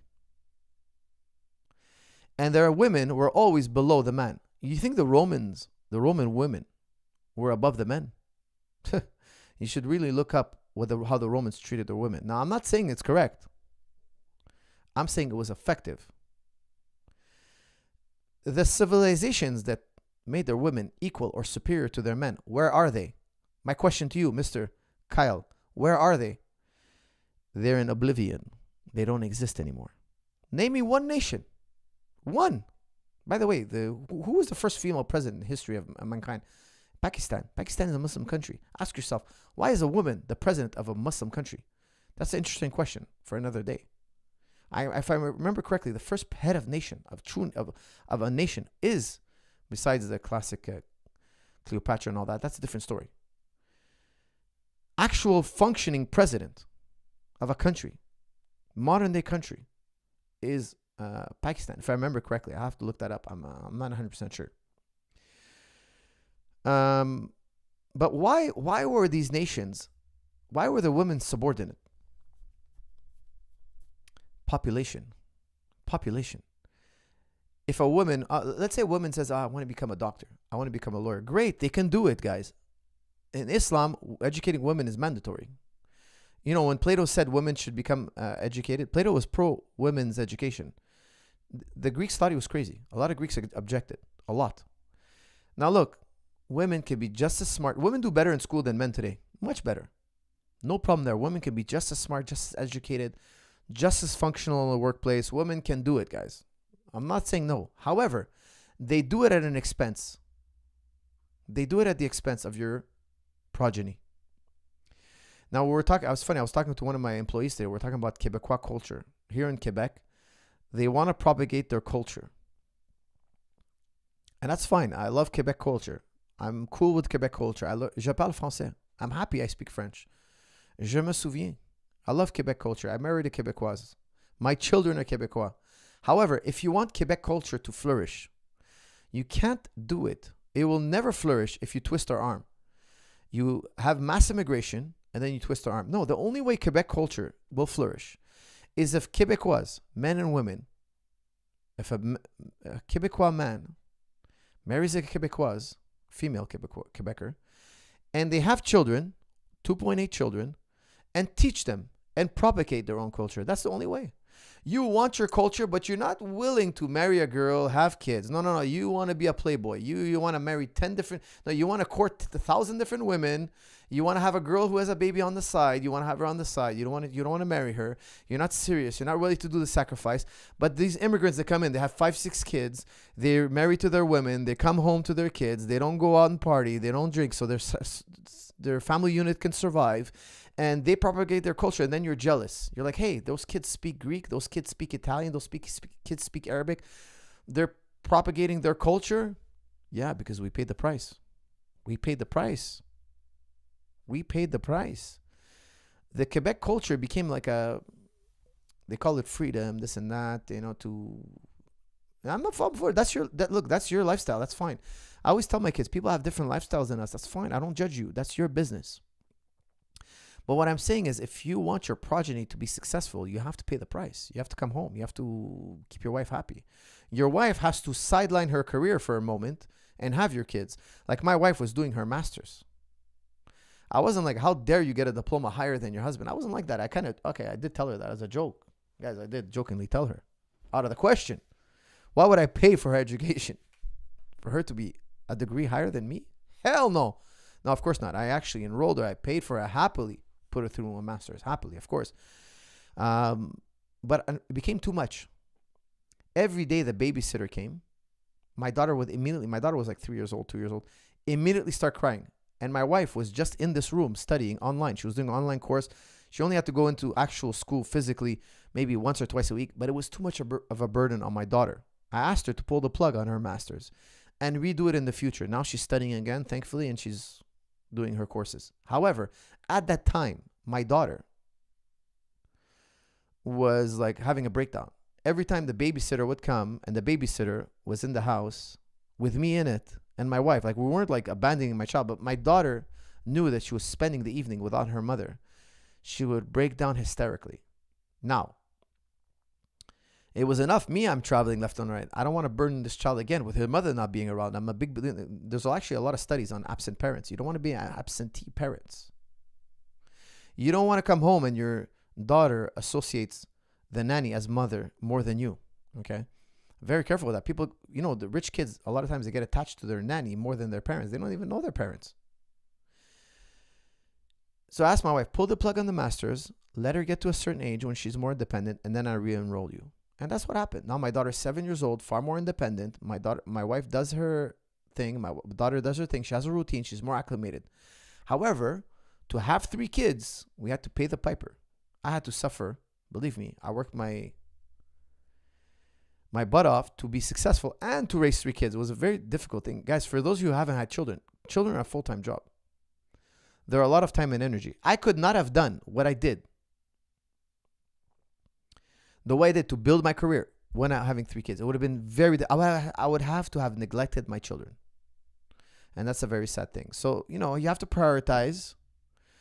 You have to do things in order. And a lot of you guys now are going to jump on me. I know, coach, that's so sexist. That's so outdated. Okay, do better than our generation. Do better than our generation. Do better. Prove us. Do better than the Muslims. Do better than the Christians. Do better than the Romans. Do better than the Greeks. Guys, you will not do better. You will not do better. Half of your women are disloyal to you. Half of your women will abandon you. Half of your women will divorce you. Half of your women, they'll abandon you on the battlefield. They'll go and they'll marry the foreigner. They'll go and they'll marry your enemies. They'll be so disloyal to you. Why? They have nothing from you. They get nothing. You taught women profit and loss. That's how you raise them. You raise them in a materialistic. First of all, now they encourage women to be secular. There's no God. There's no afterlife. There's no virtue. Women are just as aggressively men. They might as well just be men. Who the hell would want to be married to a dude? It's insane, the things I've seen. It's insane. The world has become insane. However, it's, in my opinion, going to lead to their cultural demise. Their own. It's happened in history, guys. I don't know how familiar you guys, a lot of you are with history. This is a story as old as time. Cultures get corrupt, they collapse. Cultures get corrupt, they collapse. Guys, there's a poll that came out. 40% of Generation Z, 40% of Generation Z associated with LGBT.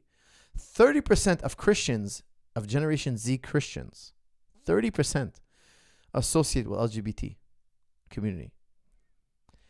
And not a good figure for those who want to propagate their culture, their religion, their way of life. Their way of life. Guys, I don't know. The thing is, I'm spitting at you basic historical facts here. Basic, because I love anybody to take me on their podcast and challenge them. Love it. Please do. When you don't reproduce, your culture has a demise. Like, look at the Japanese. I love the Japanese. I have a high regard for them. Look this up. Okay, Google this. What will happen to Japan in 100 years from now? They're facing a possible collapse. Why? They're the first country to sell more diapers to the elderly than to the infants.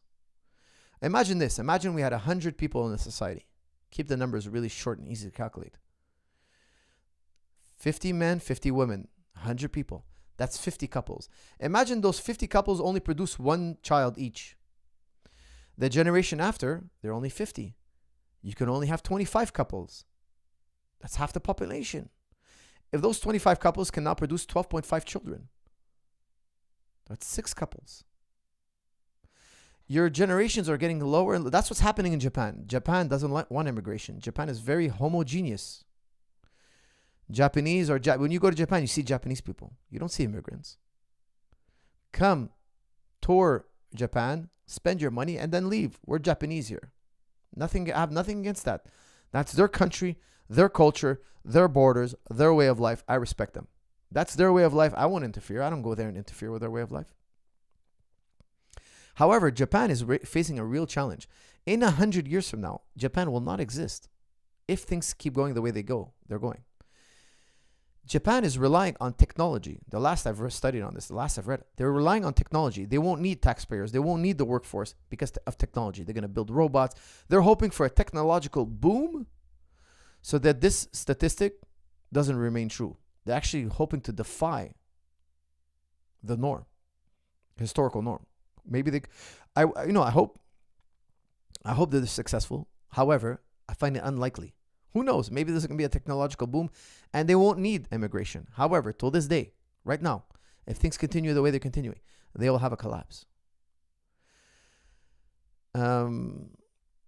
If you want to see your culture, and look, some people are fine with their culture dying. That's fine. That's your business. Me personally, I want to teach my way of life to my children, and I want them to teach their way of life to their children. We see it as the collective. Ironically, we believe that if you live for yourself, if you live for, I'm the most important person in the world, whatever makes me happy, because people always say that to each other in the West.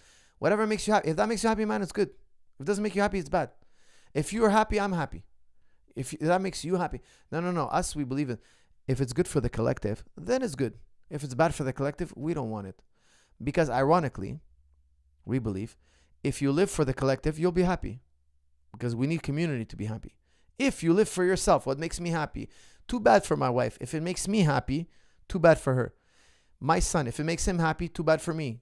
In my opinion, that's going to lead to our demise. We're all going to be living parallel lives. Yeah, that's my father, but I don't really know him. Yeah, that's my brother, but I don't really know him.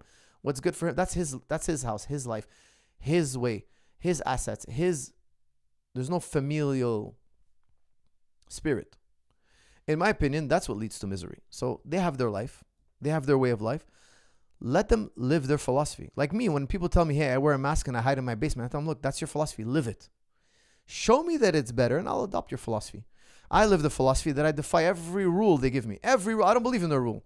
Until they allow me to debate formally, until they show me the actual science, until they tell me, because for me, when I read the science, I'm not scared of COVID. Honestly, sorry, I shouldn't have said that word. The bug. I personally am not scared of it. I actually wouldn't mind getting it. I haven't gotten it this year, but I'm also not a vax denier, guys. By the way, I believe you should get vaccinated. I've done my reading on the vaccines. I believe that the vast majority of people should be vaccinated. It does save lives. Guys, I can be of two opinions. Some people agree with vaccine. Some people don't. That's your business. Live your philosophy. Live it. Show me your philosophy is better. I'm going to change my mind. I'm living my philosophy. I don't believe in wearing masks. Guys, every chance I get to take off the mask, I take it off. I don't believe in wearing the mask. I don't believe it. I think it does limit transmission, but I don't believe I should be limiting transmission. Not for me. I want my kids to get it. Why? Because 10 years from now, when they get the new variant, they're going to be immune. They have seen that variant. They have seen the bug for 10 years. The rate of death came out last April in Canada. It was 0.0. Why the hell why should I quarantine my children, make them germaphobes, isolate them? You know, there's a spike of children with respiratory problems. Why? You're isolating them. You're hand sanitizing them 25 times a day. You're making, imagine a thought experiment. Imagine your whole life, I put a mask on you. I quarantine you. I keep you at a distance from other kids. And then I release you out in the wild when you're in your 20s. Guess what? Surprise, surprise. You're getting sick all the time. Your environment is killing you. Your environment is going to destroy you. You're going to have all sorts of allergies. Us Arabs and Mexicans and ethnic, I'm saying that because I told you guys about this. For those of you that don't know, I had a conversation with Mexicans once my fellow Mexicans and Arabs. We're talking about how we see life differently. We have a different culture, culturally. If it doesn't kill 99% of us, we're not going to worry. That's an exaggeration, but we're not going to worry about it so much. Why? Because we're going to use common sense, but we're not going to ring the alarm. Like, it's got to have to be something really potent and scary for us to really want to. Guys, I'm not crazy. If Ebola was circulating, I would self-isolate. You don't have to tell me. You don't have to offer me a free burger. Yes, it's true. Here, they offer you a free burger if you get your vaccine. You don't have to offer me it. I'll beg you. I'll pay you for the vaccine. The government here really screwed up. I'm not talking about all governments here. I'm talking about specifically the Quebec government. They really screwed up, in my opinion. They don't know how to fight this thing. We're in the endemic phase. That's my personal opinion from all the reading I've done. It's quarantine theater here. Quebec is a joke. They're not really quarantined. All these things are open. They're circulating. Yeah, you could circulate all day, but close the doors at 9. Put everybody at home at 9 because we want to protect you from COVID. What insanity. What insanity. Millions of people are circulating in the day. Millions, literally millions. And then you're telling me you're isolating me at 9. What does that have to do with anything? How does that slow down COVID? Anyways, pure insanity. I don't want to get into it. Salam, coach. If you're interested in Chinese philosophy, read the Tao Te Ching, Zhuangzi, and Sufism, and Taoism, and comparative study. Very influential in East Asia, especially in the martial arts. That's from Benjamin Wu. Yes, I'm very much looking forward to. I'm sure I'm going to dedicate a good 10 years. Now, I've dabbled in Eastern philosophy. Don't get me wrong, but I'm still digging deep in Greek, Muslim, and Enlightenment philosophy. I'm still digging deep, guys. It's an ocean. But I'm definitely looking forward to it. I can't wait, actually. I'm really looking forward to it. Hamza Ode, can you please read my previous super chat when you were done with this topic? Would you really appreciate your thoughts? That's from Hamza. I'm looking for your super chat right now, my friend. Holy moly, I missed a few. Hold on, let me scroll back here. I'm going to do all the super chats, guys. Promise. All the ones I missed. Damn it, I missed a lot of super chats. Hold on a second. Damn it, why am I missing so many super chats? It's not letting me scroll up. Coach, you missed my super chat. Yosef Regab. Yosef, type it now. Don't super chat me. I'm going to scroll down and find you. DBK, I think I did that one. Coach, Yosef Regab. Okay, Yosef, type it and I'm going to scroll down now in a second.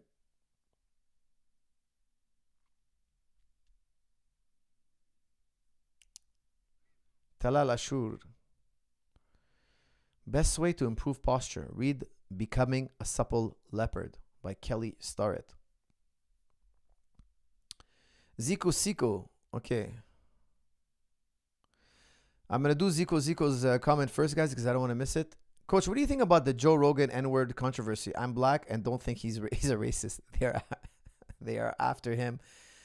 After the vaccine criticism didn't work. That's from Zico. I agree. They went and they tried to dig in all the dirt they can find on him just because they want. Look, Joe Rogan is not a racist. I know the guy personally. I've talked to him many times.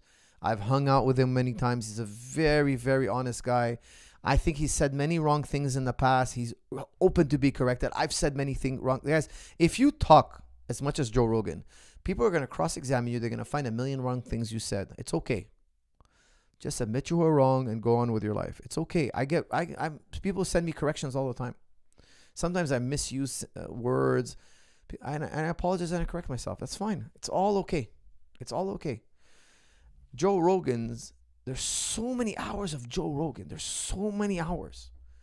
Ask yourself, if you did that many hours of talking on such a variety of subjects, would you have said something wrong, incorrect? Yes, obviously. Would you have put your foot in your mouth? Yes. Yes, 100%.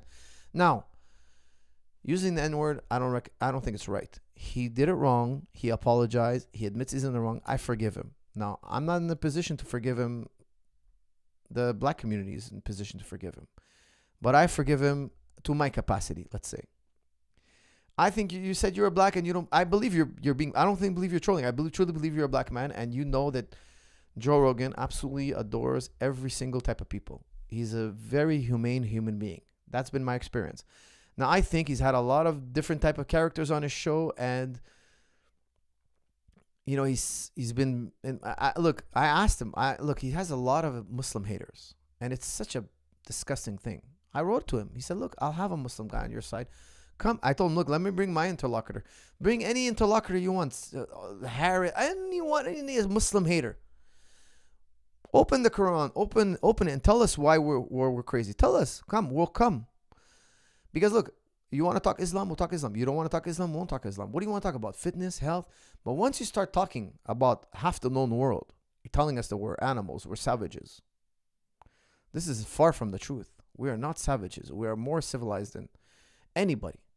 Bring me to the table. Bring me to account. Show me. We know the Arabic. You think you know the Arabic? I dare Sam Harris to quote the Quran. I dare him. to quote the Quran. Everything he says, we know already. We know the context. We know the history. Bring it to the table. Quran is not pro-war. It's anti-war. The Quran is purely defense. The Quran is pure self-defense. All war verses are for self-defense. And I asked Joe, because after the New Zealand shooting, I said, look, man, it's got to stop. We're talking about saving lives here. He was very open. He said, bring your interlocutor. Their interlocutors on their end, the anti-Muslim guys refuse. Now, there's been some channels. Thankfully, Jordan Peterson finally engaged the Muslim community. And he walked back his comments, which I have a tremendous respect for. Jordan Peterson walked back his comments. I don't want to even repeat his comments because he wants them to die and I want to let them die. He said something incorrect about Islam. He was shown it's incorrect, and he's an honest enough human being to admit it. Because he's in the same boat as we are. Anyways, I'm not going to repeat his comments. He walked them back. I forgive him for it. I respect Peterson. He did the right thing. Sham Harris never had the guts because when we asked him to come to the table, he asked for a price nobody can pay. He'll only help us set the record straight if we pay him. That's the truth, guys. Take it to the bank. That's a truth. That's a truism right there. That selfish coward won't come to the table to debate us. No, he won't. To have a civil conversation. Why are we savage? Show us where we're savage. He's a liar, that man. He's selling books. Guys, he's making millions of dollars. He's profiting from 9/11 to hate on Arabs and propagate a stigma that's only true to less than 1% of us. Look, guys, we think those Muslims you see on TV killing themselves, we think they're crazy too. We're anti. They kill more of us than Westerners, okay? They kill more Arabs like me than they kill foreigners. Foreigners for them, locals for you. We are more opposed to them than you are. We've been fighting them for 1,000 years. We've been debating them for 1,000 years. They don't have one. They only their leader has a PhD. Everybody else is uneducated. Now, I also have a lot of pity for them because they're a byproduct of their environment. I don't believe that they were born evil. I don't believe that. I believe they're a byproduct. You take any human being and make his whole life war, that's how he's going to think. He can only think at that level. He can only think at this level. His whole life was kill or be killed. He's just thinking. You could see that in any nation. And if you look at the history of our nations, Canada, the U.S., look at the Greeks. We're talking about the Spartans earlier. The Spartans were collectively sadistic. They grew up in violence. Go today, Google a nice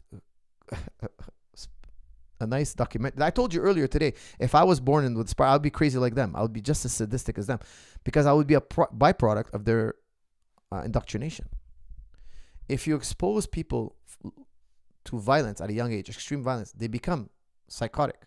Literally, that's the term. They become psychotic. You can become literally disconnected from human empathy. You kill a guy, for you just cut into a steak. Like the way you cut into a steak and eat it. You just kill that guy. That's just a Tuesday. Okay, guys. I honestly, I forgive Joe Rogan. For me, it's again, the black community has to forgive him, but for me, it was just him being a comedian. I didn't hear the actual audio. I'm assuming it wasn't that bad. Like it was him trying to be funny, but I doubted he was using it in a racist way. That would shock me. Coach, what do you think many Muslim scholars today view kalam and philosophy negatively? That's from Arif Sports. My truest answer, and I have a high regard and respect for Christianity, okay? But I believe that, guys, if you guys don't know, Baghdad was the epitome of education. Baghdad, you know, the place you see on TV now that the Americans regularly bombed and they liberated and they crushed and they killed millions of Iraqis. For what purpose, I have no idea, which I think the Bush family, they're war criminals. I'm happy to say it here online. I don't know why that bloodshed was for, except making a certain few people rich in America. I don't see why they sent innocent children from America, innocent young. Of course, they always take the poor. They recruit the poor that really badly need a job. They send them to the front line. It's always the poor communities that die. The elite never send their children overseas. Never. Never. to go kill some Iraqis because, the Bush family has shares in the Carlyle Group, which spending in defense is going to skyrocket their shares. They're going to make billions. Literally, that's the word. They're going to make billions. They're going to have defense contract. They're going to make money. Yeah, so what? We're going to liberate them. And now look at the byproduct. And you're asking me, Baghdad, that place that's now a ruin. Like how people come to university in the U.S., to Harvard and Princeton and all that. That was Baghdad. You went to the House of Wisdom. All the scholars, once upon a time, of the world, all of them, they wrote and read in Arabic. Arabic was the mother language of science. The scientific method was created. Guys, challenge me on this, please. The scientific method was created by a Muslim scholar, Imam Hassan ibn al-Haytham. Hassan ibn al-Haytham.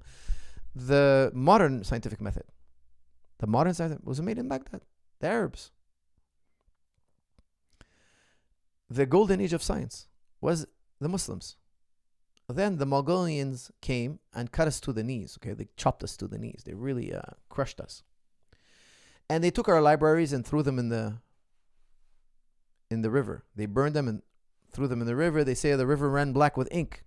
All our Shakespeare's, all our Socrates, all our Enlightenment thinkers, gone.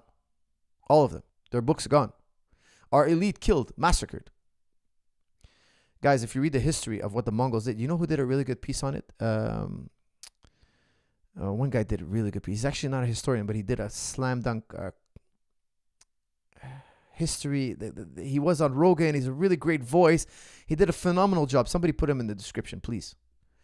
You guys know what I'm talking about. He did on the Mongols. The Mongols, what was his name, that guy? Brilliant guy. I've read it. I've listened to it. It's brilliant. He did a brilliant piece. Basically, it felt like it was the end of the world. The Muslims thought it was the end of the world. Long story short, the Mongols start to convert to Islam. They have infighting. Muslims defeat the Mongols. The Mamluks. The Mamluks defeat the Mongols. Incredible story here. The Battle of Ain Jalut. The battle of Ain Jalut changed the history of man. The Mongols would have, if they would have beat the Arabs, they would have destroyed Europe. They would have decimated Europe. The Mongols were defeated by Muslims, but not by the sword per se. The Golden Horde converts to Islam. So much killing, so much massacre. The Mongols didn't really care about religion. You can practice any religion you want, but they really cared that you're Mongolian first. You have to be Mongolian first. Expansion, the empire, then you can practice your religion. Don't get in the way of the empire. These Mongols, the Golden Horde, were like, hey man, this is evil. This is evil. There's an afterlife.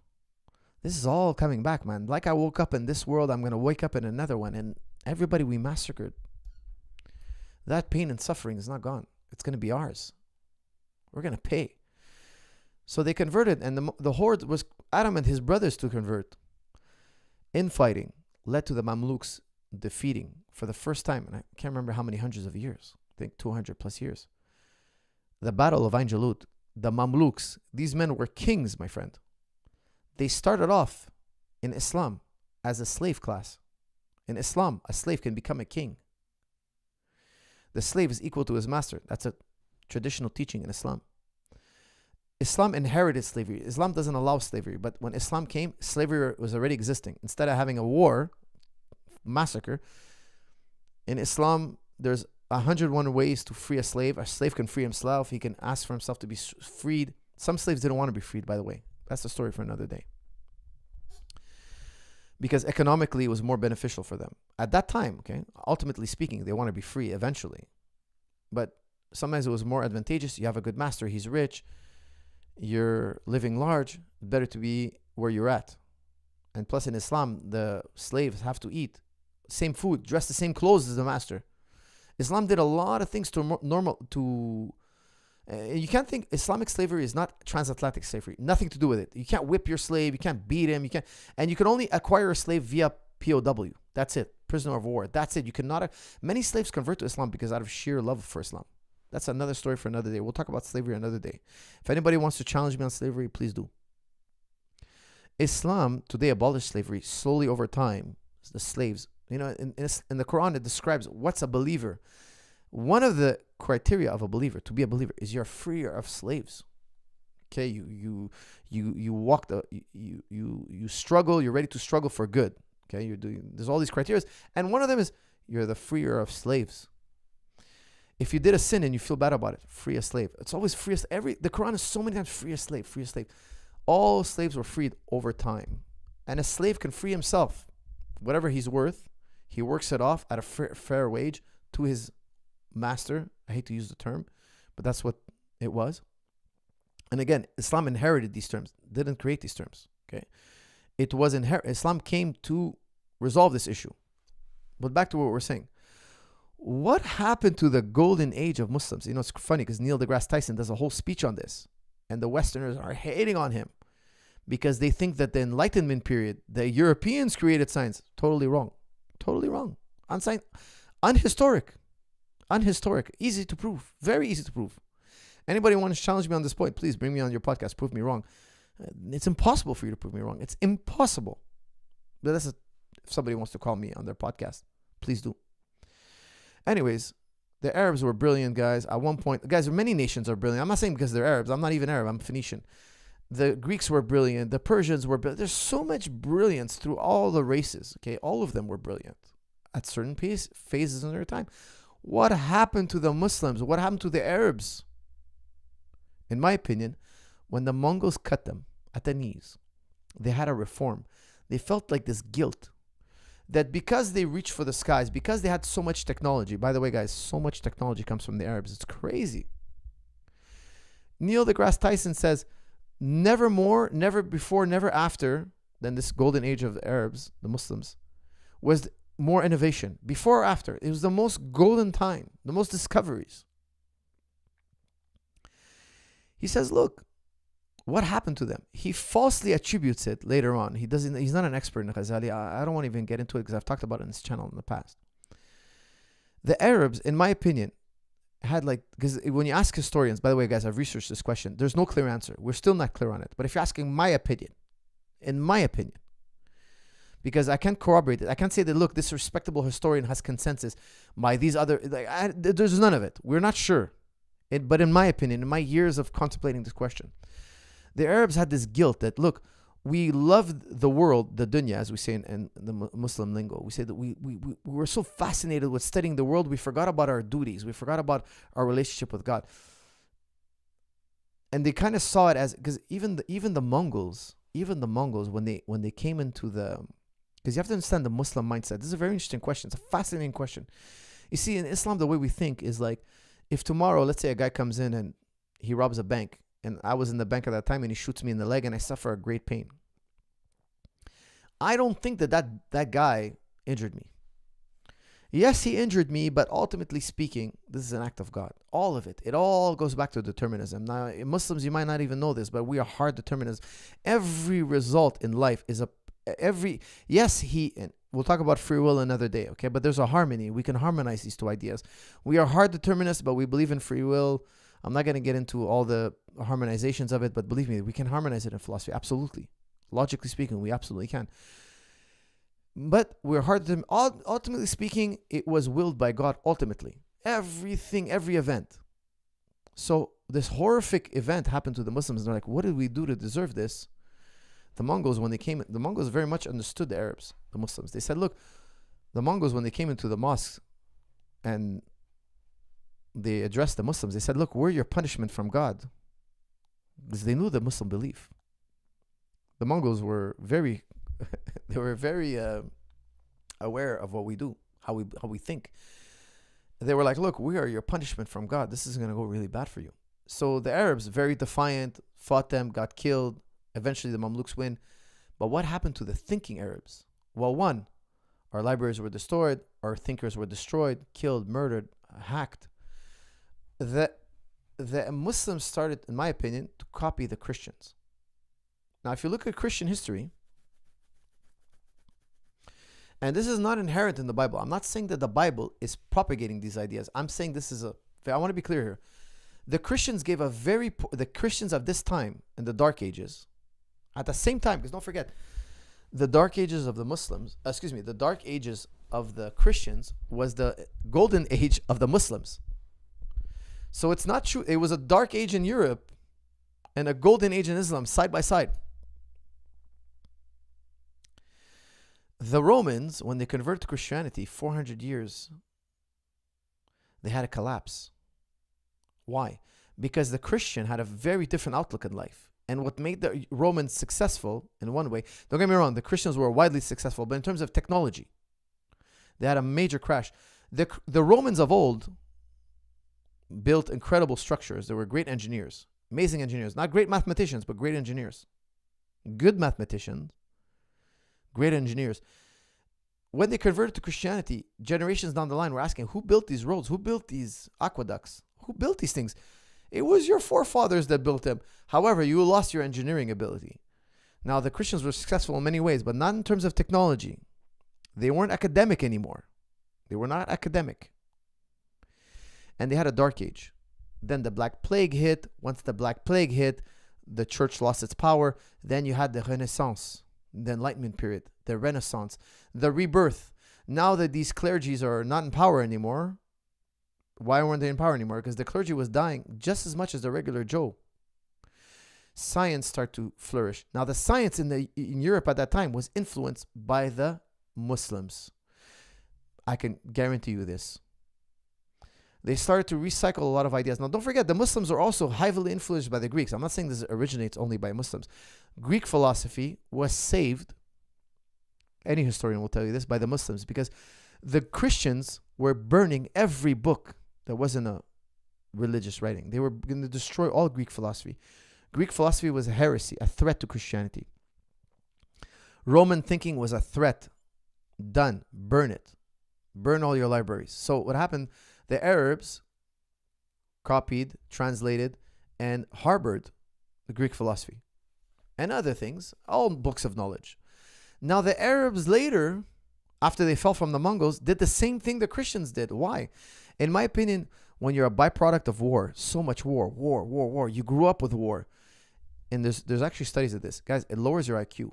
That's why I'm very adamant about not letting kids have strikes to the head, or don't let your children be exposed to violence. Don't beat your kids.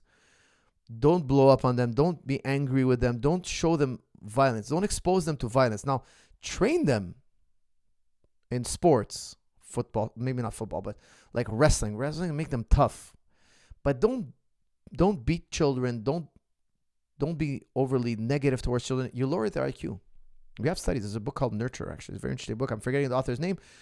But if for a child to maximize his IQ, you need to nurture him, talk to him, interact with him, ask him questions, interesting questions.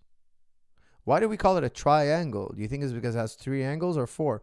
Well, tri means 3. You converse with a child. You give him ideas to contemplate, think about, exercise his mind like you exercise his body. You make him wrestle. You make him hit. You make him do hockey, baseball, whatever. You train him to be tough, not to give up. But don't beat your child. When you beat your child, you actually lower their IQs. There are studies on this, guys. Children that come from abused homes have lower IQs.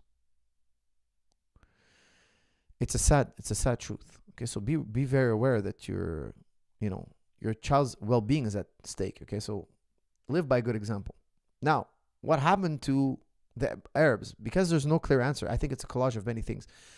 They in turn started to copy the Christians, where they're like, hey, we don't want any other book other than the Quran. We don't want any other writings. We don't want to study this philosophy stuff. We don't want to study this science stuff. Look what it brought us. It brought us to the worst time. Look, the worst time in Islamic history was the Mongolian invasion. There was no worse time before, or it was the most in terms of blood, numbers of suffering.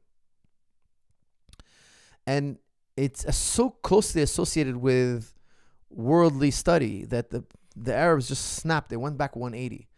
Now they're starting to wake up again. Many years later, okay? Sadly, it took this long, but there's a renaissance. Now, again, the Muslim renaissance is happening.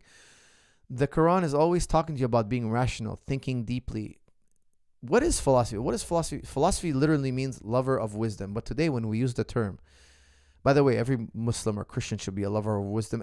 Even atheists should be lovers of wisdom. What kind of human being doesn't love wisdom? That's insanity. But when we say philosophy, what do we mean when we say philosophy? Right now in academia, when we say philosophy, we're talking about formal logic. What Muslim is going to... If you say philosophy is wrong, if you're a Muslim, you say it's forbidden, then you're going to have to say mathematics is forbidden. Geometry is forbidden. Writing an essay is forbidden. It makes no logical sense. Again, invite me on any podcast, any Muslim out there who's a PhD. You bring me on your podcast and you tell me that philosophy is haram, forbidden. And I'm gonna disagree with you heavily. And I'm going to put you in a position that you cannot disagree with me. I guarantee you. I will dismantle every argument you have. I will dismantle every argument you have. But I challenge anyone in the world to prove to me that the study of philosophy is forbidden in Islam. This is a great fallacy. And I don't even get into why it's so popular. But it's a great fallacy. You might as well say that mathematics is haram, forbidden. It's insanity, it's crazy, it's nonsensical. It's the root of all suffering for Muslims. You know what? When Sam Harris says we're evil, I say, I don't even care about Sam Harris. I care about how Muslims behave. Because people are going to go look how Muslims behave. Is Sam Harris correct? And unfortunately, some of them prove him right, unfortunately. But this is despite Islam, not because of Islam, despite Islam. Matro, Salam Coach, expanding on your effeminate point, where would you suggest men in their 20s and 30s should start to be more in tune with their manhood, especially if they grew up without a father figure? That's from Matro. That's a very good... number one, train. Okay? Know your history, guys. What happened with feminism? What results did it bring? Good and bad? You know, some historians say Hitler won the war. He destroyed the West. Why? Because I don't agree with this, okay? It's not my words. I'm just saying there's even these point of views, and I love all point of views. Some thinkers say, and I'm going to get to your point, Matro, it's a very, very good point. Some historians say, look, when the Americans went to war, that's what feminism blew up. Why? Because women didn't want to go to work, because the women had to go in the workforce and build those bombs and those tanks, and they had to labor. They had to labor for the men that were overseas fighting. They needed to produce. That was one of the strategies, not to have better tanks, but to have more tanks than Hitler. Strategy that worked.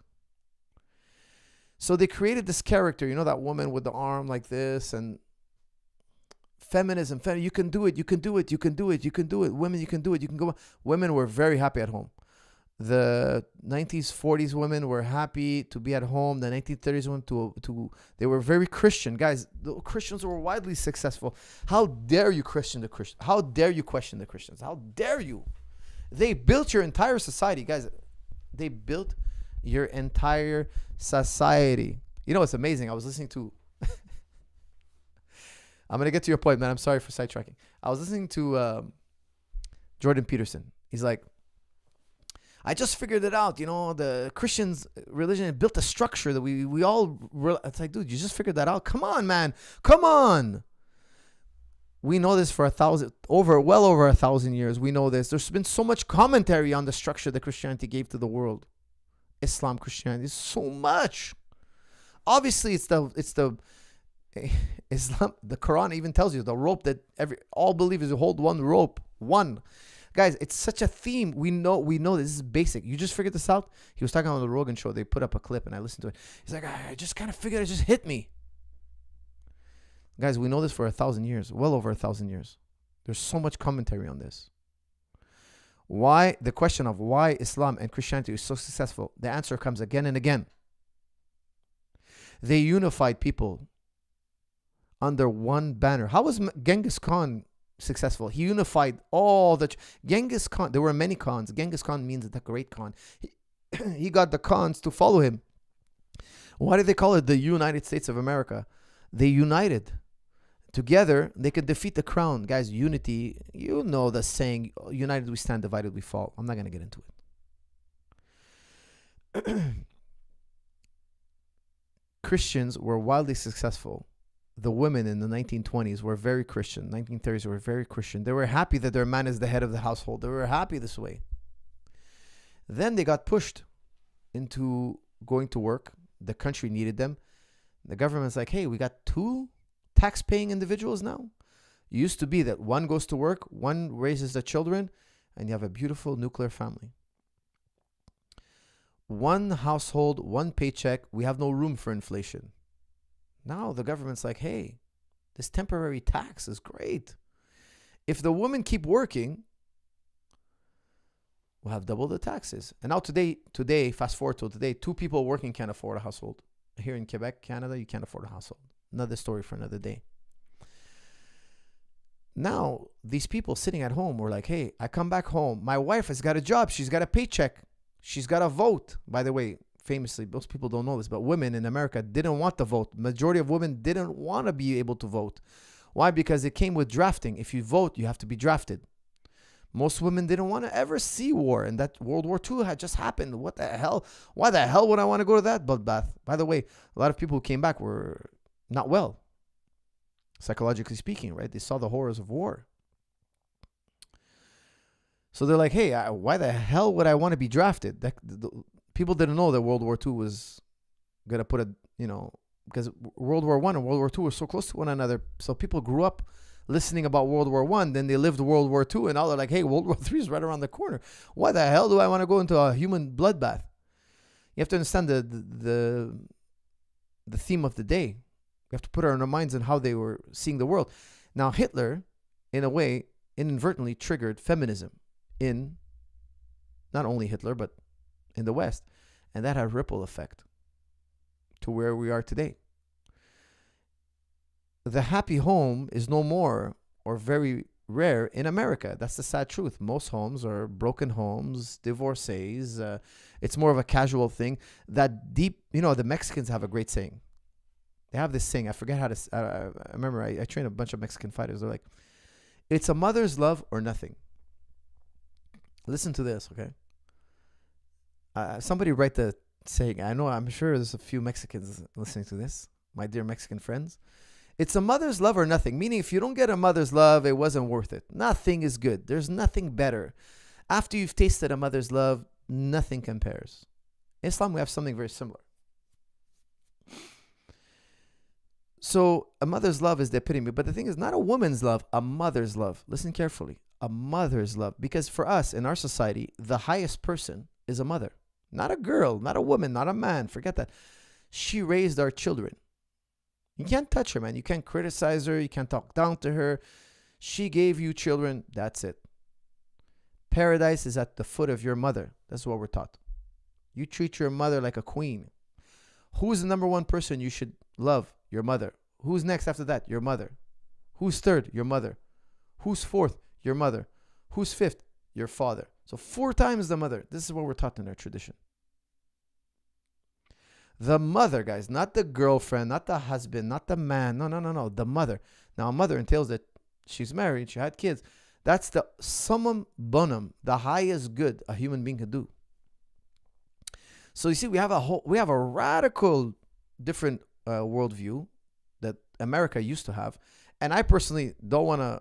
I've seen both views. I've seen them, and I would never trade my relationship with my mother for anything. And I think the West got bamboozled in a way because, man, you guys, I feel sorry for you guys. You guys are generations that will never know what it's like to come home to a loving wife that is so happy to see you home, that you came home from work and you have the funds to pay for the whole house. You could pay for everything. You don't need her to work. What a beautiful, glorious time, my friends. By the way, that generation that I was referring to, the ones that went to World War II, their name is the greatest generation. That's what they call them. The generation that beat Hitler. They're called the greatest generation, guys. That's such a great name for them.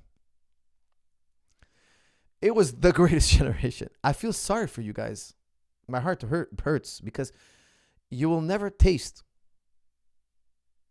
Many of you, unfortunately, never see that, never feel that, never know it. And you'll be like, oh, you know what? Whatever. It's just No, guys, you're missing out. I'm sorry to tell you. I hope you're able to recreate it in your life. Now you're asking me where can you see this? I would say look at your most influential figures and try to find a role model, because that's what Freud said. He says, look, when we're young, we have a role model, and adopt his theories. Try them out. Try this way of life. Disagree with the feminists. Me, I disagree with feminism. I disagree with certain elements of their ideologies. And you know what's funny? Because I have an employee of mine. He's in the LGBT community. He works for me. We're friends. We're very good friends. And we're talking about it today. We're talking about the differences of our ideologies.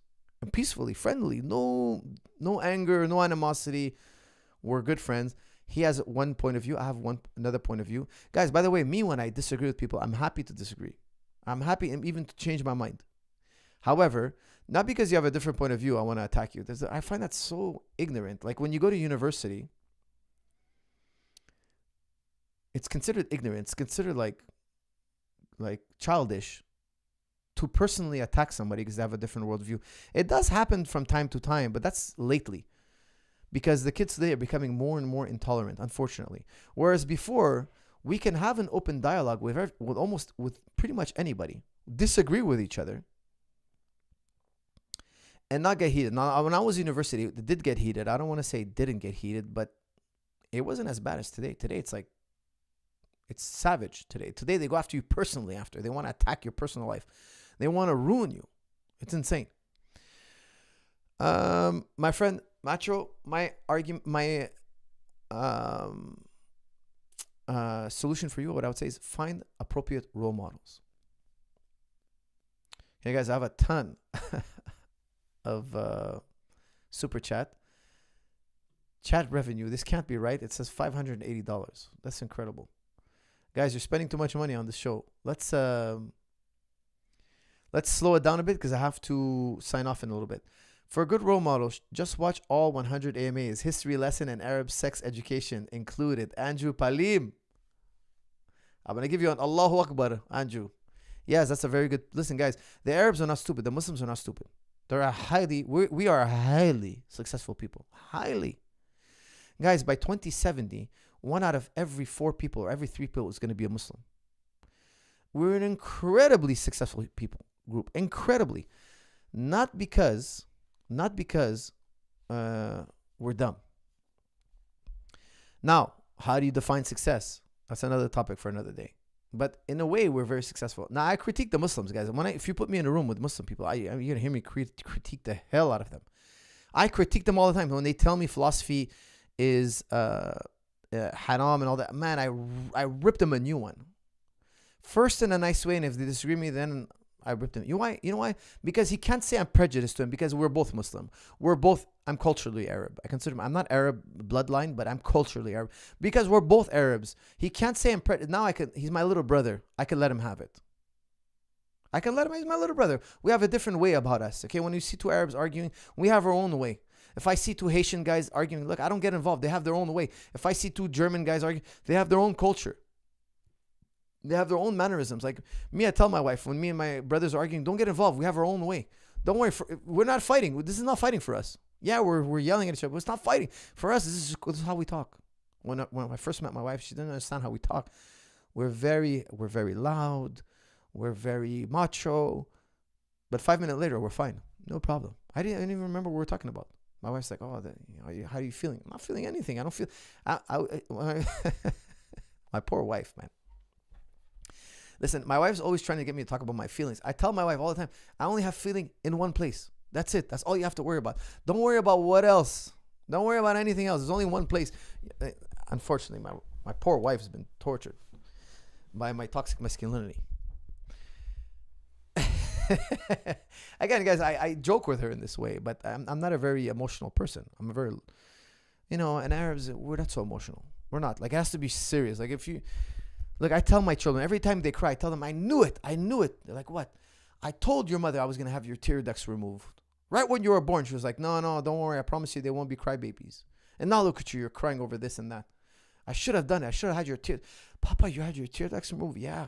I go, your grandpa removed them on my first day, on my birthday. Tear ducts removed. That boy will never cry.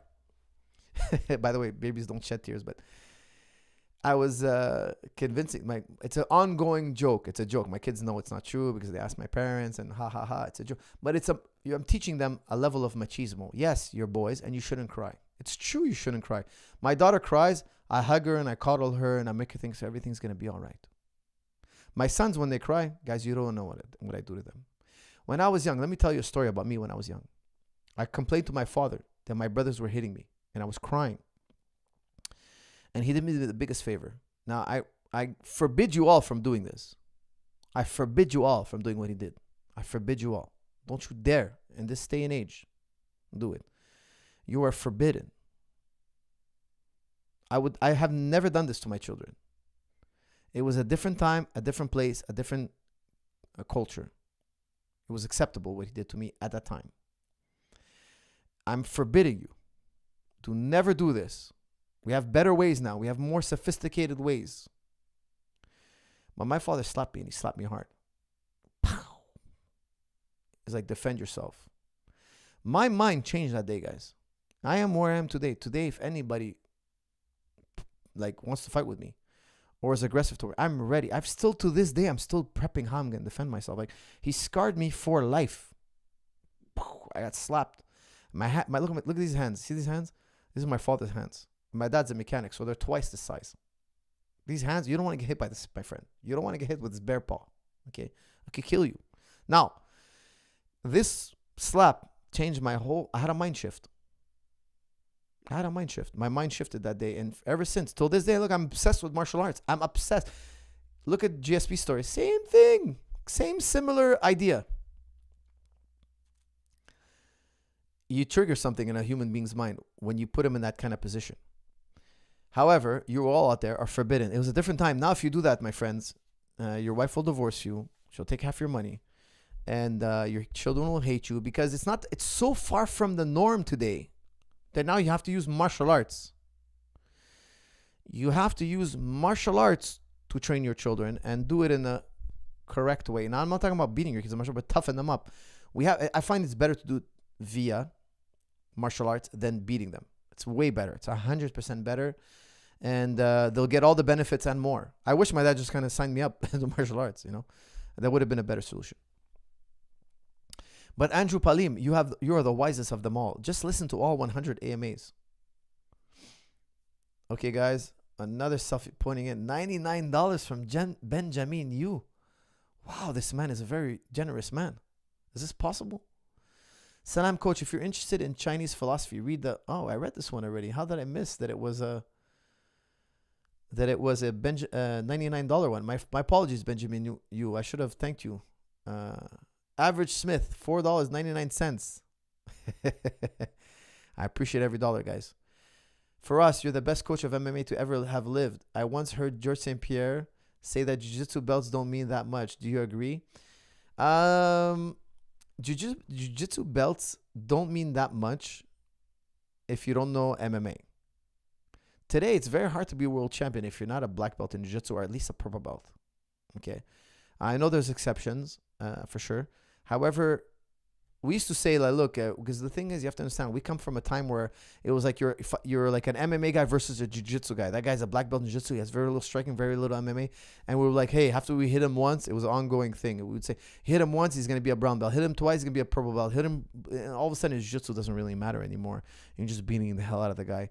The truth of the matter is, jiu-jitsu definitely does matter if you know how to use jiu-jitsu in MMA. That's why I'm such a big believer that you should learn your jiu-jitsu in MMA gyms. I'm a huge believer that I have so many jiu-jitsu guys in my gym. But they put on the gloves every so often. They hit the bag. They have some MMA elements. Or at least, for God's sakes, learn jiu-jitsu with wrestling. Because it's not a good art for self-defense anymore. Nowadays, most people do MMA. Do some MMA. So you do some jiu-jitsu versus a guy with some MMA. Guess what?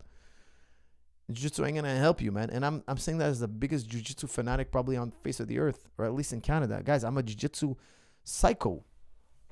Something's wrong with me, man. Something's wrong with me. I study jiu-jitsu all day long. I'm in jiu-jitsu all day long. I'm MMA, boxing. It's not normal to do this much martial arts in a day. It's not normal. And I'm telling you, don't just do jiu-jitsu. It's too limited. Benjamin Wu. How come it keeps... Oh, I think because you put $99, it keeps reposting. Thank you, Benjamin. That was a great super chat. Thank you. Okay, guys, did we do the 3 hour? Did I inadvertently do the 3 hour episode? Because I also said that maybe for the 100 episode, I'll do 3 hours. You know what? This will be a pseudo, like it'll be a 100th episode. Thank you. So I'll do the whole 3 hours, guys. I'm going to go another half hour. It's going to be 1 o'clock in the morning for me. I'll get to bed straight at 1. I'll do another half hour, guys. That way I banked in a 100th episode. Celebration. And I'll also do a celebration with knees over toes guy or whatever. Whatever you guys want. I asked you guys, do you want knees over toes or Paul Saladini? What else we got here? Guys, what do you make of Gad Saad, the Canadian Lebanese guy? A dedicated one. That's from he's so anti-Muslim. He talks so much shit about Islam. He's such a coward. He's such a coward. I dare him to debate my interlocutor of his choosing. I dare him. He'll never do it. I'll never. He just wants to talk. I've heard him talk about. I turned on the Joe Rogan one. He was on. I didn't know who he was. Canadian. Okay, let's listen to him. All I heard him taking Islam out of context. He hates Islam. He has an agenda, dude. It's like saying, I'm gonna talk shit about somebody when they're not around. But when they're in the room, I don't talk. If that person wants to confront me, they don't want. No, and I want you to hear your side of the story. It's weak, man. Especially in our day and age. We could just get on a laptop and do it. He won't do it. I've never actually asked him to do it, but I doubt he would. He seemed to me like he's an ignoramus when it comes to religion. He's an ignoramus. That's what I would describe him as. And he's just nobody interesting. From what I can tell, again, I don't know. I haven't read his material. I know he wrote something about mind virus. He wrote a book about mind virus. Dude, I would love to cross-examine him on that. I will crush him, guys. I will crush him. I could tell you that his arguments are going to be very poor just by hearing him talk. His arguments were so poor. I don't know what to tell you. Guys, I've been studying epistemology for over 20 years. You want to tell me about mind viruses? I have, guys, for you to convince me of anything, it's so difficult. Guys, I'm one of the most doubting human beings.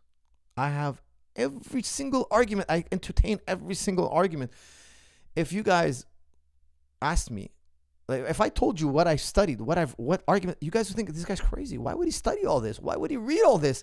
Why would he go so far? Why would he read all these arguments? Why? Because I have a fascination with truth. I'm obsessed with truth. I have a complete, utter obsession with truth. But if you hear a guy who studied epistemology for 20 years, if you hear him say what he thinks, you're going to think he's crazy. Why? Because it's kind of like, remember when UFC came about, the Gracies were like, hey, it's all ground fighting. You're going to see, we're going to win. Everybody thought they were crazy. They were actually right. Because they actually fought in Brazil. They were doing UFC before UFC was cool. They were doing what we call Vale Tudo. They already done all these fights. They filmed it. They had hundreds of fights. When they did it in US, the Americans were seeing it for the first time. They thought, oh, it's going to be kickboxing. No, it's going to be boxing. No, it's going to be Muay Thai. Actually, they're all wrong. It wasn't any of the striking arts. It was a grappler guy that everybody thought was going to lose. You can't think that a layman is going to hear an expert talk and he's going to agree with the expert. No, the expert has to prove himself to be an expert. And over time, the layman will identify he's an expert and then he'll respect what he's saying. What else we got here?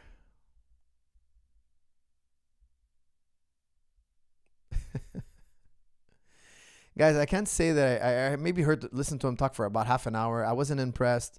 I'm sure he's a very intelligent guy, but is he an elite thinker? I don't know. I can't say that I was impressed. I can't say that I was impressed. His arguments, in my opinion, were weak. Daif. Weak. But then again, maybe I'm judging him too quickly, but I wasn't impressed in that half an hour.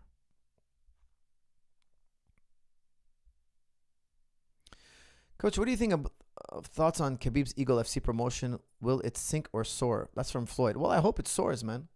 I think Khabib is going to have a great relationship with the fighters. Now, I'm sure they're pumping a lot of money, man. I don't want to even speculate where that money comes from. I have no idea. I'm not speculating in the least. But if they have a never-ending cash flow, it'll do well.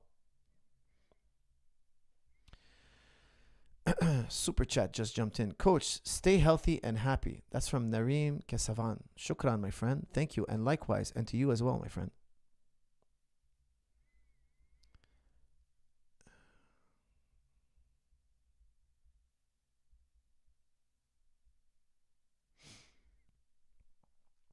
Virtual Octane, do you think I should learn Quranic Arabic to read the book? Well, that's quite an endeavor. But the thing is, the Quran doesn't tell you, hey, read me and you'll understand me. No, the Quran has to be taught by a master. And that master learned it from someone who learned it from someone who learned it from someone who traces his lineage all the way back to the Prophet. This is the only way the Quran should be learned. So what is your lineage? You have to learn. Okay, you can go and study Islam in a certain way. And then after a while, if you take it very seriously, you have to go learn. And it's like, who taught you Jiu-Jitsu? What's your lineage? You can't just say, I learned it from a book and I'm starting my own. No. It doesn't work that way, my friend. You'll never get in the belt system. Why? Because the verses were given in certain contexts. If you don't know the context, you can't know the meaning. And the meanings we already have their interpretation. That's why when Sam Harris reads the book, like there was the Louder with Crowder guy. One time he was reading a verse, and I was fascinated that he's actually trying to interpret the Quran.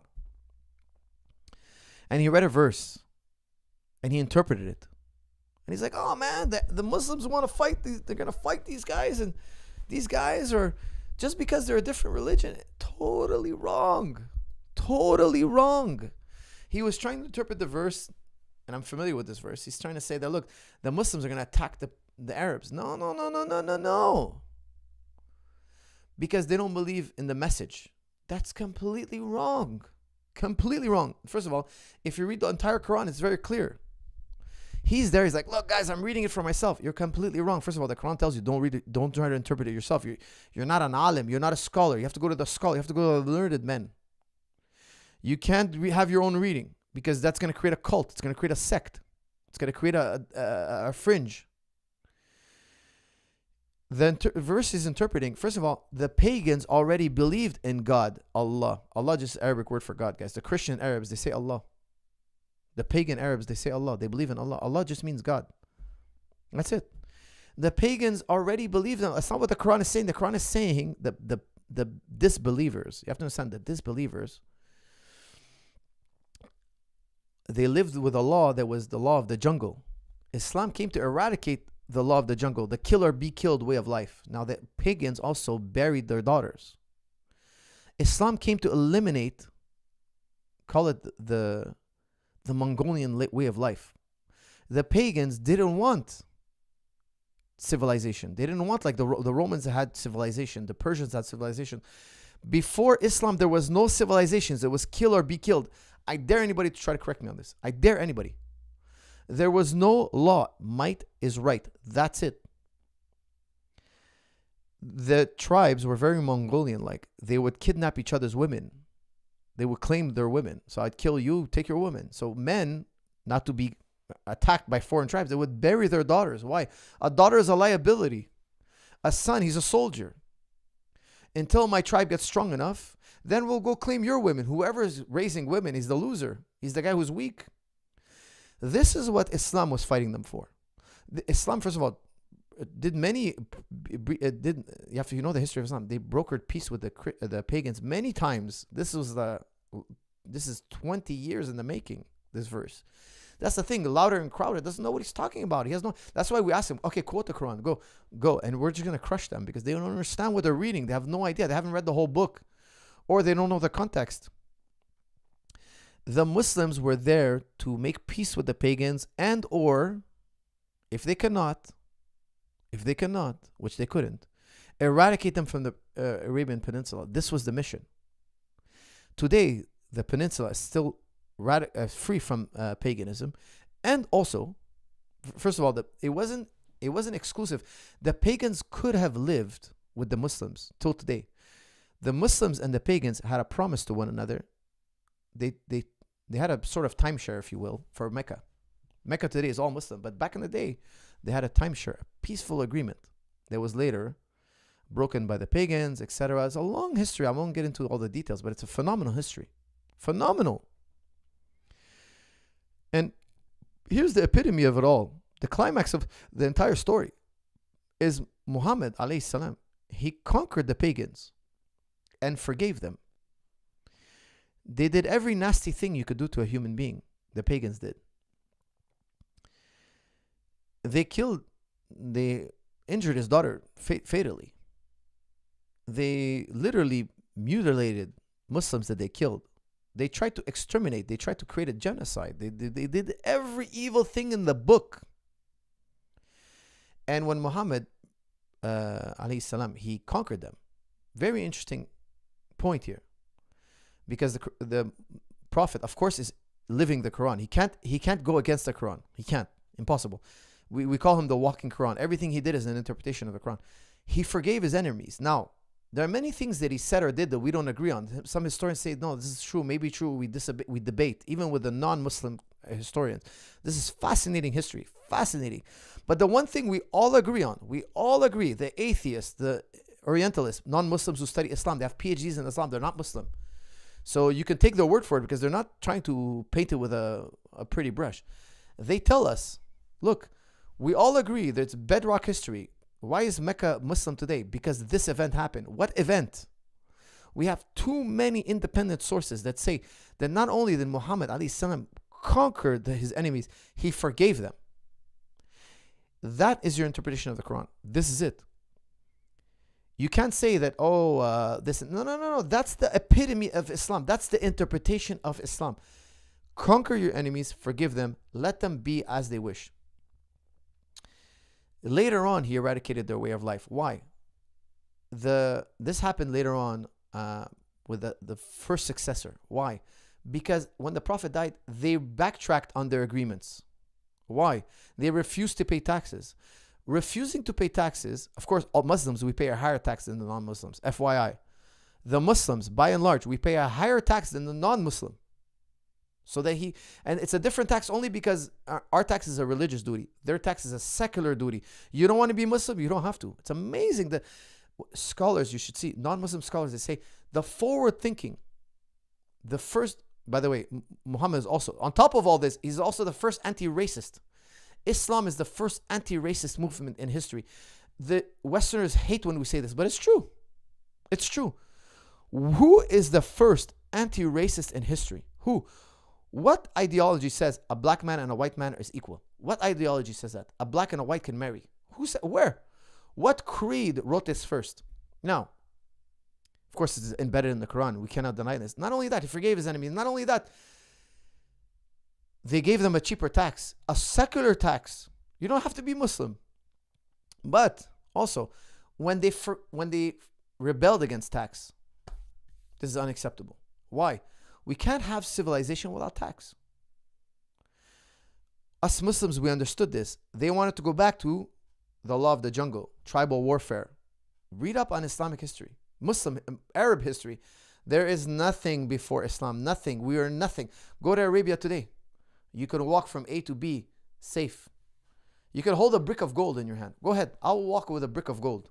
No gun, no. You can have a Lamborghini, leave your keys inside. Go inside the store, buy your Coca-Cola and your bag of chips, come back and your Lamborghini is still there. The peninsula has been stabilized till today, my friends, till today. What other beautiful things? Alcohol, drugs, gambling, eradicated. Look at all the poor communities today. You know, it's funny. I went to the natives in Goose Bay and we sat together with the chiefs in the teepee and they were telling me the ills they have. Drugs, gambling, alcohol, suicide, all related. Man, I was like, wow, I don't even know alcoholism. I don't even know what it is to want to gamble. I don't even know. I've never had the fever to gamble. I never knew these evils. Never knew them. Never knew. I don't crave bacon. I never ate pork in my life. I don't crave it. It's not even in my mind. I'm so naive of this. Now, when I was younger, I had experimented, but very brief. It was so embarrassing that we would do it in hiding. We're young kids. We want to try. We would do it in hiding, but we wouldn't be proud of it. We wouldn't do it publicly. It was something we just want to experiment and we'll leave it alone. And it's embarrassing to us. But you know what? Eradicated. And I see so many. It's funny because me and my wife, we watch this sitcom.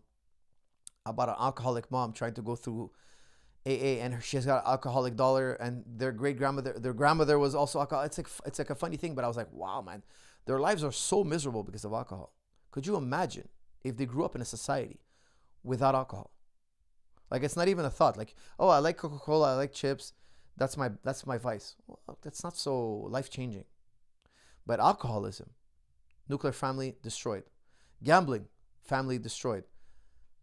Drugs, family destroyed. You show me one alcoholic who has a successful family. Impossible.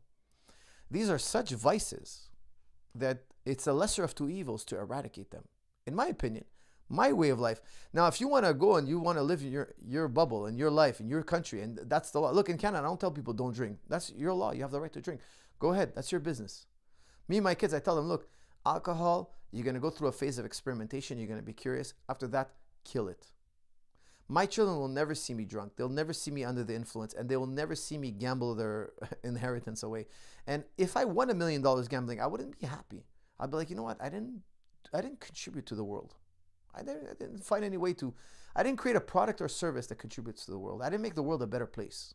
That's my personal ideology. Now, I don't impose it on other people, but that's how I live. Okay, guys. Where are we at? 2:46. Good morning, Faraz. Huge fan. Q. Question. Thank you, Amir. Uh-oh. Damn it. I just dropped my mic, guys. I got to screw it in. Forgive me. You know me and technology. Oh, boy. Hold on a second. Coach and technology. Not very good.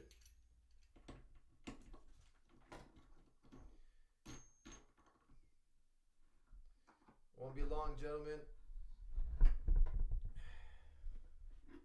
Guys, give me a thumbs up if you've been here since at least 20 minutes in. Give me a thumbs up. Let me know you've been here for hours. I wonder. I'm curious.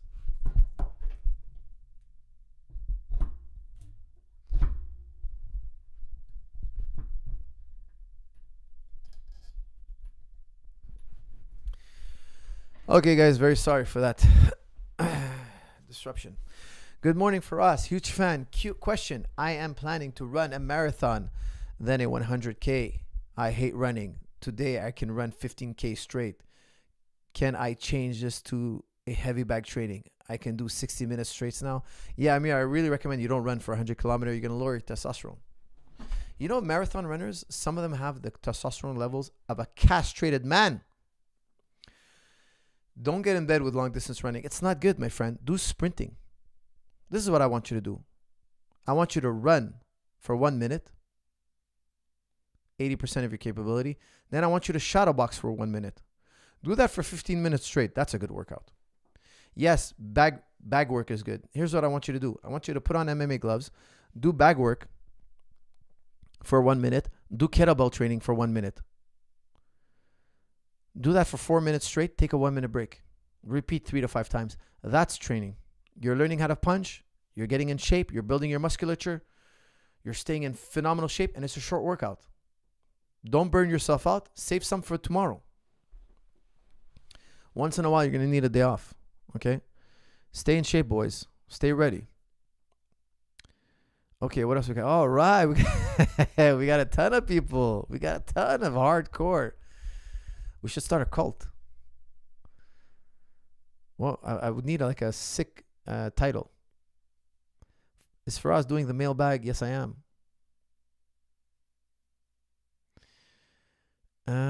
Coach, is the holiday discount still available for TriStar? I missed it because of logo. Logo. Excuse me, guys. Pardon my swearing. Pardon me. That man's name gets me just... yes, Il. I want you to email me at TriStar Gym. TriStarGymCanada@gmail.com, and I'll give you a personal discount, my friend. Anything for my fans.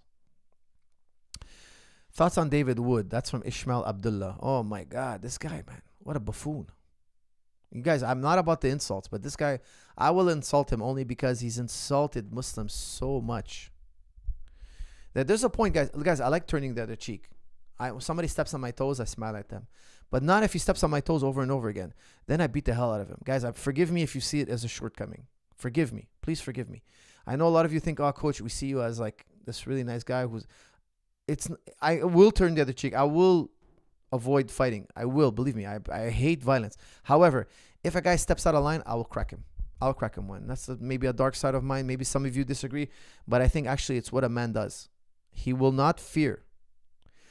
I'll, be courteous, be friendly, be humble, but don't be a coward. If you let people step on you for too long, you're a coward, in my opinion. Okay, that's just my worldview. David Wood embarrassed himself so badly in a debate with one of my friends. He went on a debate and he gets completely crushed, dismantled. And I'll tell you why. He has a bachelor's in philosophy and claims he's an authority on Islam. And this guy makes his money. If you go on Patreon, he makes like $8,000 a month. He has kids, family, just for hating on Islam. He just makes hate. He doesn't even preach Christianity. Listen, he doesn't preach Christianity. No, forget that. He just talks about Islam. He just tries to interpret and twist in any way, any negative thing you could say, and he makes money. That's it. So he goes up to the debate. Listen to what he says. Listen to this. This is pure amazing. This is amazing. He says that in the Quran, it says, listen to this, okay? Guys, whether you're not religious at all, it's something you should know. You should know the basics of why is the world the way it is? Why is America the way it is? Why is the world? Because a lot of it has to do with Islamic Christianity. A lot of it. He says, David Wood is saying, look, in the Quran, listen how stupid this man. Honestly, this is so. I hate to. Normally in an academic setting, I wouldn't use this language, but the guy said something so stupid that Muhammad Hijab, I love what he says, like, career ended, man. You ended your career. It's true. Academically, you can never recover from this. Never. Never. Not that in academia, and nobody sees him as an authority on religion. Nobody. Nobody sees him as an amazing thinker. Nobody. But after this, nobody will ever consider him a sophisticated thinker at all. Ever. Ever, man. What did he say? He says, look, in the Quran, it clearly states God is praying to Muhammad. God worships Muhammad. Therefore, Muhammad is a deity. Now, let me tell you guys something. This man doesn't speak Arabic. Think of how dumb you have to be. You're going to a foreign language and telling the Arabs what these Arabic words mean. When you know Arabic words, you can look them up and they tell you all the possible meanings. Salah is blessings, not worship. Blessings. God is sending blessings onto Muhammad. He went and found some crazy guy who interpreted this for him. Now here's the thing. Let's say coach is a liar. Let's say I'm a liar. Go and find me any Orientalist. They speak Arabic, by the way. There's many PhDs in the world that speak Arabic. They learn Arabic just to study the Quran. They get their PhD in Islamic studies, and they tell you what the Quran says. They said, no, we're not gonna get it. We're not gonna let the Muslims tell us. We're gonna read it ourselves in Arabic. We're going to write books about it so that you can get a secular or a non-Muslim opinion on the Quran. We call them Orientalists. There has never been an Orientalist that said that in the Quran, God worships Muhammad. There's not one. We're talking about thousands of people who are Orientalists. There's never been one opinion in Islam, never an opinion from a scholar that God worships Muhammad. It's actually the complete opposite. If you read the Quran, it's constantly telling us that don't ever worship Muhammad. No man can be worshipped. Never worship a man. There's only one to worship. So when he said that, it's like all our jaws drop. We're like, how could he, where do you even begin to refute this? Of course, Muhammad Hijab refuted it. It's nonsense. We gave him the correct definition. He doesn't even speak Arabic, this man. Listen to the arrogance. He claims to study Islam for 30 years. 30 years. And he's came up with all sorts of other nonsense. He's trying to say, like in Christianity, there's a Trinity. In Islam, there's a Trinity. The Quran is also a person of God. Like nonsense. Again, no scholar, Muslim or non-Muslim, ever said this. Nobody agrees with it. Okay, he put out his idea. Not one human being who's educated, a scholar, not one. Literally, we're at zero. Guys, it's not a minority opinion. It's a non-existing opinion. And I know where this source is. It's another buffoon. Another nincompoop. Like, Guys, these are embarrassingly naive arguments. Embarrassingly. Anyways, I don't think anybody's a perfect debater, especially not me or a thinker. I make mistakes. People make mistakes. It's fine to make mistakes. It's fine.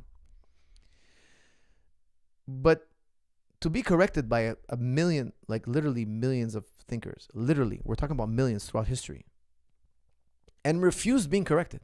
You still think you understand that language better than, it's just, what can I call it, man? What do you call it? I call it, like, the man is blinded by hate, and it's sad. It's very unfortunate.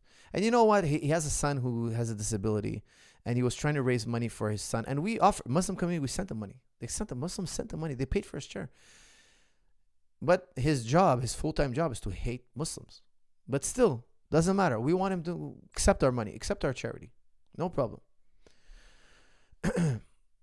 What else we got here?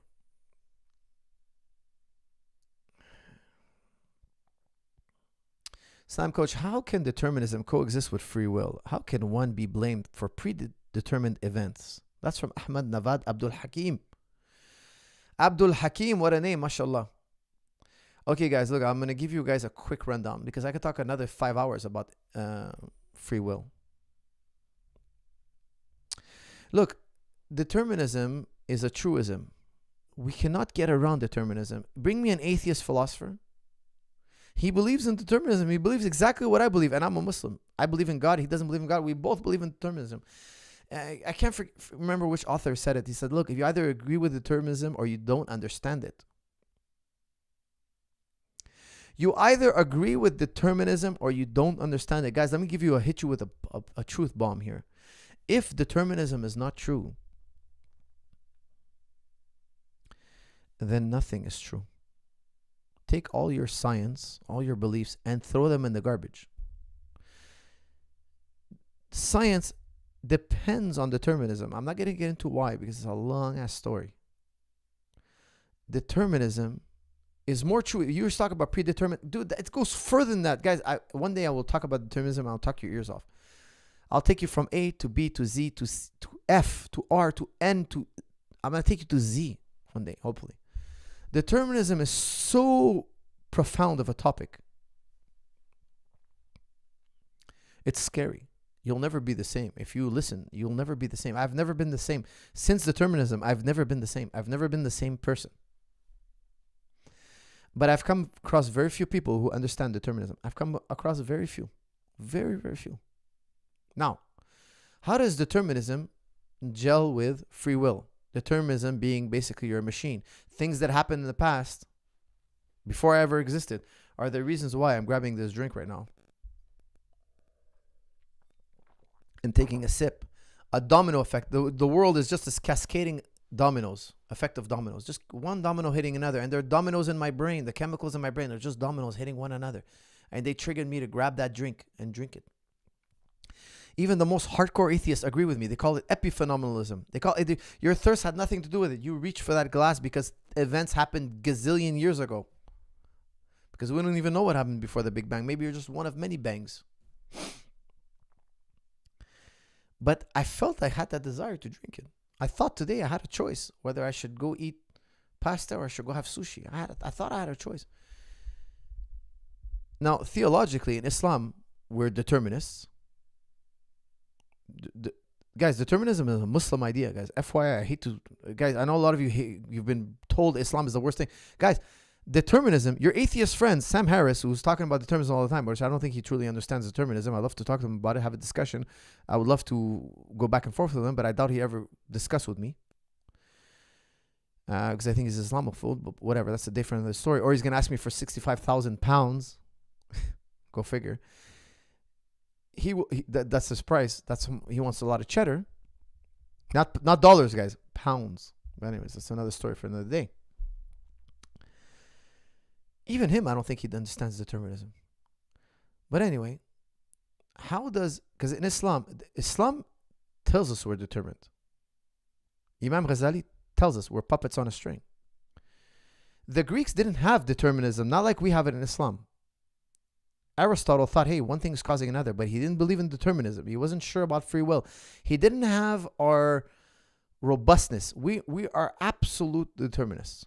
Okay. Now, of course, there are differences of opinion. There are various forms of determinism, but determinism is a very Muslim idea. Very.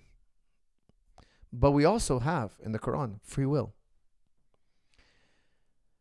Now, Al-Ashari, he proposed occasionalism. I'm not going to go into occasionalism today. But Leibniz said, look, he took occasionalism, said, look, I have a few tweaks to it, and here's what I call pre-established harmony. Pre-established harmony. What is pre-established harmony? Well, we have a lot of reasons why we believe in the soul. Okay, we have a lot of concrete reasons, which maybe one day we discuss in depth. But Leibniz says, look, my will to grab that glass and my body moving have nothing to do with one another. They're just in perfect harmony. He calls it pre-established harmony. Every action you've ever done, your desire to execute, your will to make that action happen, just so happened to coincide with that action. So in the Quran, it says, the Muslims had a battle, they defended themselves, and they killed these pagans. And the Muslims thought they did it. And the Quran sends them a verse that says, you thought you slayed? It was God that slayed. What does that mean? Like, we were the ones swinging our swords. No. It's a cascade of events. Who is the first to initiate this cascade of events? God. Aristotle called God the unmoved mover. There has to be something that moves the rest of the chain, the causal chain. Something has to move, because if it's moved itself, the causal chain goes back and it goes back. It goes back. Imagine before imagine a great example. Imagine before I turn on my podcast, I have to get permission by my employer. And my employer has to get permission from his employer. And his employer has to get permission from his employer before I turn on my computer. And his employer has to get permission. And it goes on for infinitum. Do I ever turn on my computer? Never. I'll never turn it on. That's the problem. In philosophy, we call it the problem of infinite regress. Okay, some people say, okay, imagine I'm going to hit the firing, I'm going to fire the gun and the race starts. But before I get the permission, I need to get permission from the first judge. And the first judge has to get permission from another judge. And that judge, and it goes for infinity. Does the race ever start? Philosophers will say no, because it's called infinite regress. There has to be a mover that moves everything, but he himself was never moved. It's Aristotle. Now in Islam, we have a variation of this, very similar. We say in Islam, God gave existence to the first mover, not God is the first mover. Very different, but theologically extremely different. Okay, for Aristotle, God was the unmoved mover. He started the chain, maybe physically or however you want to put it. In Islam, no. Islam gave existence. God gives existence. Existence is a prerequisite for causal chain. Beautiful, amazing philosophers. Arabs are great philosophers, but a story for a different day. Now, free will is pre-established harmony. This is one possible solution. Meaning that the reason why we say this is because what Sam Harris doesn't understand is to know you're determined. To be self-aware of determinism, you have to be free. I can't know I'm determined. Imagine a robot starting talking to you, like, hey man, I just realized, I'm this robot, these humans built me, man. And I just realized, hey, I'm just these circuits, man. I'm just this, and I've been programmed to say these words that I'm saying, and it's completely meaningless. You can get a robot to say that, but there's no inner experience. We all know that, right? There's no conscious experience. There's if this, then that. The algorithm, a robotic algorithm, is if this, then that. If you see Coach Zahabi sitting in a room and he says these key philosophical words, then you spit out this speech. Hey man, I don't know if I exist. You give him the illusion that you're having a self-aware moment. If I'm determined and I'm talking to you about determinism, that means something a long time ago determined me to talk about determinism. This is a self-referential problem in philosophy. If every word and every action I say is determined, then the words I'm talking about right now, I was determined to say them. is a cold, blind, dead universe ever going to determine me to say something about determinism? That would be what we call today absurdism. This is a type of absurdism that a blind, lost, random universe would get me to talk about itself. The irony is just too much. Now, that's why when we would say, look, how then you would need free will. We need free will to understand our situation. If, by the way, determinism is true, there's no such thing as logic. There's no logic. Even Thomas Nagel agrees to this. He's an atheist. He's 100% atheist. He says, look, if all there is determinism and Darwinism, if this is true, all your logical beliefs, all 1 + 1, it's all BS. It's all untrue. You're a byproduct. Your logic, your answer is just a byproduct of things that happened in the past, and that's blind. It's a blind force. So your answer is the result of a blind force. There is no logic. But I'm having an intuitive experience of logic. Immediate. It makes sense. I'm having this intuitive experience of logic. This is Ghazali 101. This is what was so different about Muslim philosophy. The Greeks didn't have this. They didn't have intuitive understanding. They had logic and empiricism. Yes, they had great logic, great empiricism. The Arabs took it to another level. They added intuition. The Europeans took it out again. That's why the state is so secular. The reason why they took it out is because they were so fed up with the church. They didn't want to bring this back in. But Islam and science were fine. Islam, very important. I talked about it earlier in the show. Islam had their golden age of science and Islam together. The time they were the most religious, after the time of the Prophet, of course, and at the time they were most scientific, whereas Christianity was the opposite. The time they were the most Christians in charge, they were the least scientific. And then it flipped. When there are less Christians in charge, they became the most scientific. That's why in the West, you have this distaste. Religion and science is incompatible. It's not true. It's a myth. It's a myth. That's a complete myth. However, that was my answer for why the Muslims fell from grace. Because they later adopted that science and religion can't mix. It's completely untrue. And I dare any Muslim to call me on their podcast to debate me on this. I dare any Muslim, to debate me on this. They'll lose. Islam and logic go hand in hand. Christianity, how you interpret it, guys. There are many, listen, believe me, I know many highly, highly intelligent Christians, supremely intelligent. They are embarrassed by the Christian history. That some Christians interpreted the Bible a certain way and turned their back on logic. It was a major black eye that I don't think is true of all Christian thinkers. Not true at all. Okay, there were many great intellectual Christians that wrote many great Christian thinkers. Okay, so I don't want to lump them all together. Of course not. However, there was a phase Christians went through and Muslims went through that is embarrassing to us. We should be embarrassed about this. Not proud of it. Not keep trying to propagate it in year 2022. It's insanity. Okay, logic always good. Science always good. Never turn your back on science. However, we're not perfect logicians and we're not perfect scientists. Science changes over time. There are scientific revolutions. A topic for another day. Science is transient. Okay. Anybody want to debate me on that topic? Please invite me. Invite me. Bring me your philosophers of PhD, your philosophers of science. Bring me a PhD, please. Bring me the top of the top, the tippy top interlocutor. Please, guys, I'm asking. I will make time for this, and I will come even without preparing, without even having to study and prep. I will come to your channel. Okay. What we're talking about, forgive me, predetermined and free will. If there's no free will, guys, there's no logic. Every logical argument is a blind process of a universe behind you that's pushing you. It's absurdism. In philosophy, we call this absurdism. It makes no sense. It's ironic. It's nonsensical. Thomas Hegel, the atheist, agrees with me. He's a foremost atheist. He says, I don't know what to make of it. I can't tell you. He goes, I'm an atheist for life. I can never go against atheism, but I don't know what to tell you.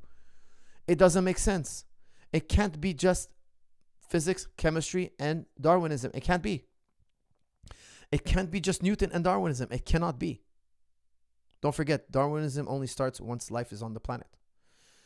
There is no Darwinism until we have at least 1 or 2 cells. We have to have 1 cell. It's fighting for survival. has to be adapted to its environment. Before that, we just have Newton. So even he will agree I have to make room for free will. The shackles have to come off.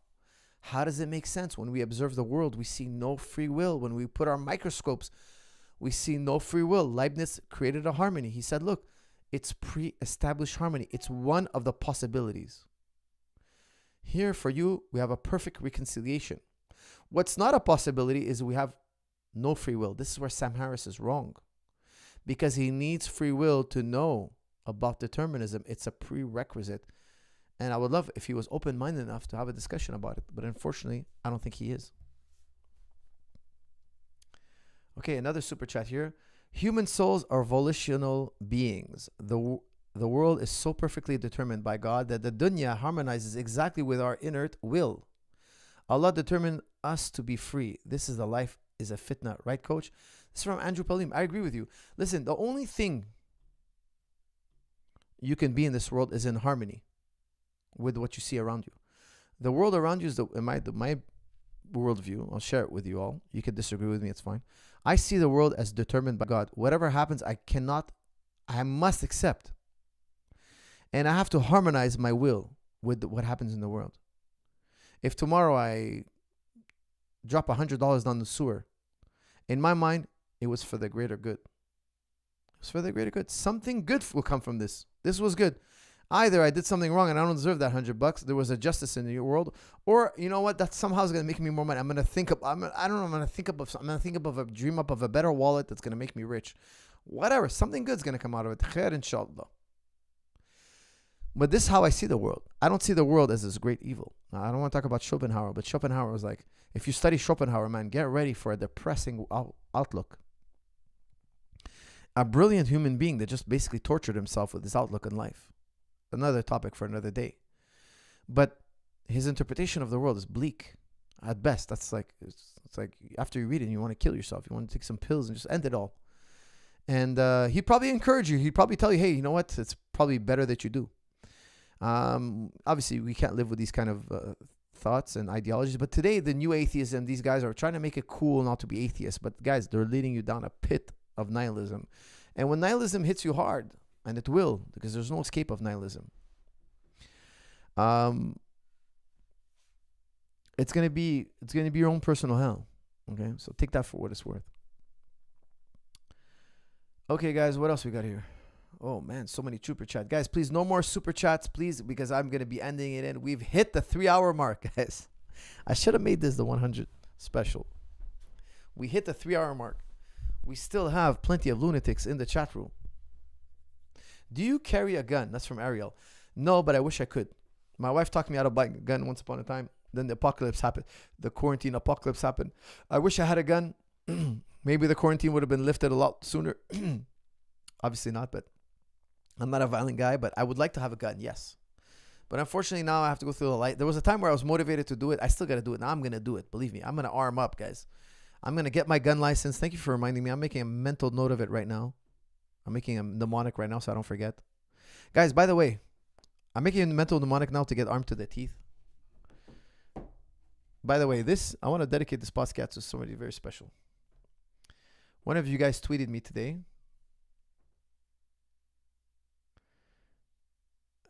Somebody tweeted me today. He's like, hey, coach, you said you were going to do podcasts more regularly. You didn't keep your promise. And I was like, you know what?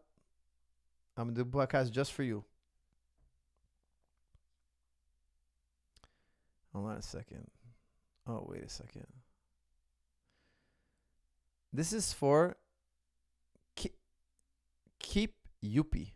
Keep Yuppie, guys. Follow him on Twitter. Nice guy. Brother, you keep promising us more frequent podcasts, but you always create big gaps. I say this with love and big fan. Yalla, yalla. Okay, yalla. I said to him, I'm going to do a podcast just for you. See? This is Arabic hospitality. How nice we are to each other. He was nice with me. I'm nice with him. Khalas. Podcast. 3 hours just for him. Do you carry a gun? No, but I wish I would. I wish, not in public, but I wish I had a gun. I don't carry a gun. I don't feel I need it. Guys, I'm a big believer in gun safety. No need to tell me about gun safety. I totally agree. You know, I think if you leave your gun around and you kill somebody with it, a minor, I think you should go to jail. Like it's completely wrong. That minor has no business being in the same room. Like I believe you should have guns, guys. We don't become in North Korea, especially after quarantine. All these laws, man. You think Logo would boss me around like this if he was in the same room as me? Hell no. Hell no. Hell no, he wouldn't. However, from behind his computer, he's a big shot. But no, I definitely believe that populations should be armed. Slam Coach, are you a necessitarian? Also recommend you look into thinkers like Mullah Sudra and Sadwarti. Necessitarian. I'm not sure what that is, actually. I'll look it up. Okay, thank you for that. I will look it up. Appreciate it. Member for 8 months. Hadi, you're the man. Thank you for your support, my brother. Okay, guys. I think I've put to bed all the super chats. Haha, this is why there's no lockdowns in Texas. Allahu Akbar, my friend. Andrew, that's true, my friend. I'm in Texas tomorrow. I can't wait to be in Texas. Maybe I can get like a Texas visa for a gun. Just so I can carry my own gun around. Just see what it feels like. Yep. Coach Zahabi, how much of evolution do you believe in? That's from Dedicated One. That's a great question. Look, who is the first guy to come up with the idea of natural selection? If I told you he was a black man, would you believe me? Would you believe me? If I told you he was a Muslim black man, would you believe me? Look up the name Al-Jahiz, Al-Kitab Al-Haywanat, the book of animals. He didn't talk about evolution per se. He talked about natural selection, without a doubt. Okay, he talked about animals change and evolve over time. They transform over time due to their environment. When Darwin wrote his theory, he was criticized for copying the Muhammadans. It was a theory in Muslim circles. Was it condemned as heresy? No. The Muslims today, guys, with all due respect, they're copying a certain sect of Christianity. Not all Christians are the same, but they're heavily influenced, no doubt, by Christian thinkers. Now they're like, oh, we have to be anti-science. No, there's no anti-science in Islam. You don't know your Ghazali. You don't know your Ghazalic thinking. Islam and science, we believe that science is true. However, it can change. We don't have totality of evidence. We never have totality. So we reserve conclusion. We don't know. Maybe tomorrow, it's not really the sun going around the earth. Think about the sun going around the earth. That was the truest fact to everybody around the earth. Only the crazies thought, no, it's the earth going around the sun. There was a time before Copernicus, before Galileo. Only a fringe group thought, the crazies thought, no, it's the earth going around the sun. Knucklehead. They were ridiculed. I'm seeing it with my own eye. You know, they had brilliant arguments for why it's the sun going around the earth. Let me give you some Aristotelian arguments. You tell me if you would have been a geocentric or heliocentric believer.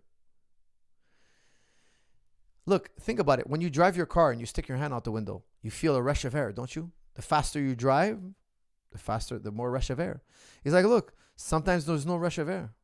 If the earth was circulating, I know it makes no sense today with what we know. They didn't know about atmosphere. They didn't know that the air is moving with the earth. They didn't understand these things. They had a very limited amount of understandings when it comes to physics, which, by the way, physics, the first book on physics, to our knowledge, what we have, is written by Aristotle, guys. This is original physicist here we're talking about. He said, look, you don't have a rush of air. And look, everything seems to be falling towards the center of the earth. Look at these bodies. They seem to be coming towards us. It's all circulating around us. When I drop this pebble, it goes towards the earth. What's in the middle of what's attracting the earth? He called it gravity. And when birds leave, they must be using this thing called levity. Again, he's doing his best here, guys. Aristotle was a genius. And believe me, the way he comes up to these ideas, he's a brilliant human being. He was wrong about many things. That's the whole point, is that as he was exercising his empirical senses, he made errors like we're making today. We're not aware of it. 100 years from now, we're going to find out. Look, Isaac Newton, arguably the greatest thinker of all time, he thought that time is static and arrow in one direction. Einstein, shortly after, proves him wrong. Schrodinger doesn't agree with Heisenberg. Heisenberg believes that atoms are really just math. It comes down to a number. It's information. This is what I believe. We're idealists. No. Heisenberg, you're wrong. Schrodinger says no. An atom is a planetary. It seems like a planetary body. The two greatest thinkers don't agree with each other. They have the same information, don't agree with each other. That's what in philosophy we're constantly butting heads. We're constantly second guessing one another. And there's a handful of things we all agree on. These handful of things, my friend, they are gems. You can never. These handful of things, you cannot put them at the same level as everything else. No, these handful, these very few gems, only small circle, only the highest level of philosophical thinking will get you there. And then we all agree. We have consensus. What a miracle. What a miracle. Now, I'll tell you one thing we don't have consensus on, just to show you how complicated it is. Not all of us agree 1 + 1 = 2. Not all of us agree it means what you think it means. That's how crazy it gets. Okay? Now, why did Aristotle think it was the center of the earth? Well, to him, these things made sense. There's no rush of air. Everything's falling towards the center. I'm seeing the sun literally go around us. Like everybody before me thought, the Egyptians thought, and we all thought it. All the logicians thought it.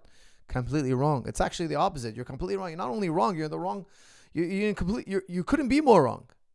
But not because he's not intelligent, but because this is the shortcomings of our intellect and our senses. Now, many examples of that. Okay, many times, once upon a time in physics, we thought splitting the atom is impossible. Today, nobody says that. But there was a time and place. Scientists would say, "Oh, we know everything about physics. All we know is just sharpening. We move the decimal point. We're just gonna get sharper, but there's nothing else to learn." Quantum physics right around the corner. You have to know that Aristotle said it best. True knowledge is to understand the extent of your ignorance. This is true knowledge. So, how much do I believe in evolution? I believe in evolution very much. However,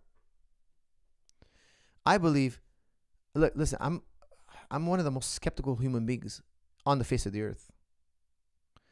I don't believe in anything without an abundance of proof. And even then, you have to show me more. And still then, I'm going to say maybe. Now, I don't do that with every day. If I ask my wife, what'd you make for lunch? She's like, we're having a lasagna. I'm like, yeah, I don't believe you. No, it's not how I live my life. Okay? When we're talking about logic, this is when we bring out the guns. Okay?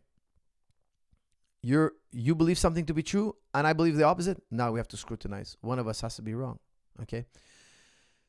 What do I believe in evolution? I believe in evolution without randomness. No randomness. Everything else I believe.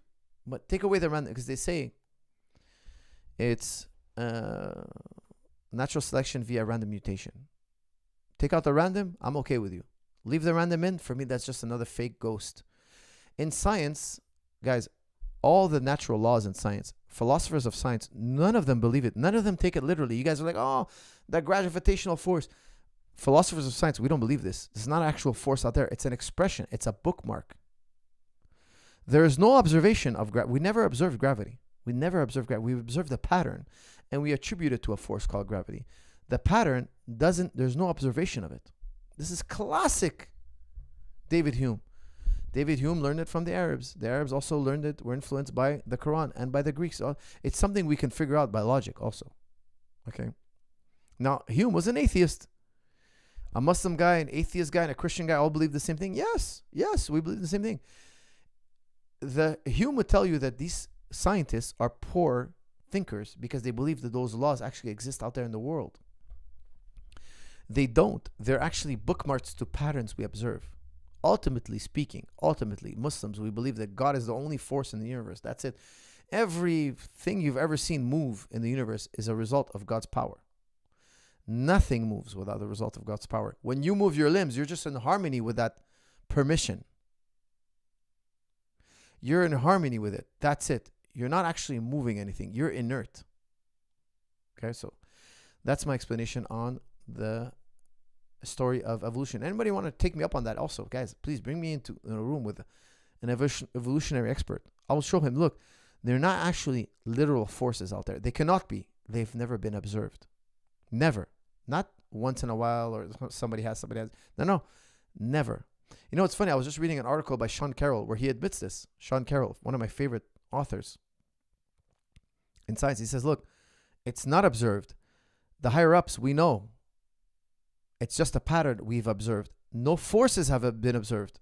This is actually explicitly stated in the Quran. So as Muslims, we believe this already, but most Muslims don't know it. Don't even, like 99% of Muslims don't even the scholars don't even know this. Because every time it comes to philosophy, no, we're not allowed. We're not allowed. It's an absurdity. This is all dying, by the way, guys. There's a new wave of Muslims that now they've been reignited to study and read the classical works of Muslims, which they're all philosophers, by the way. They're all logicians. Great logicians, by the way. Amazing logicians.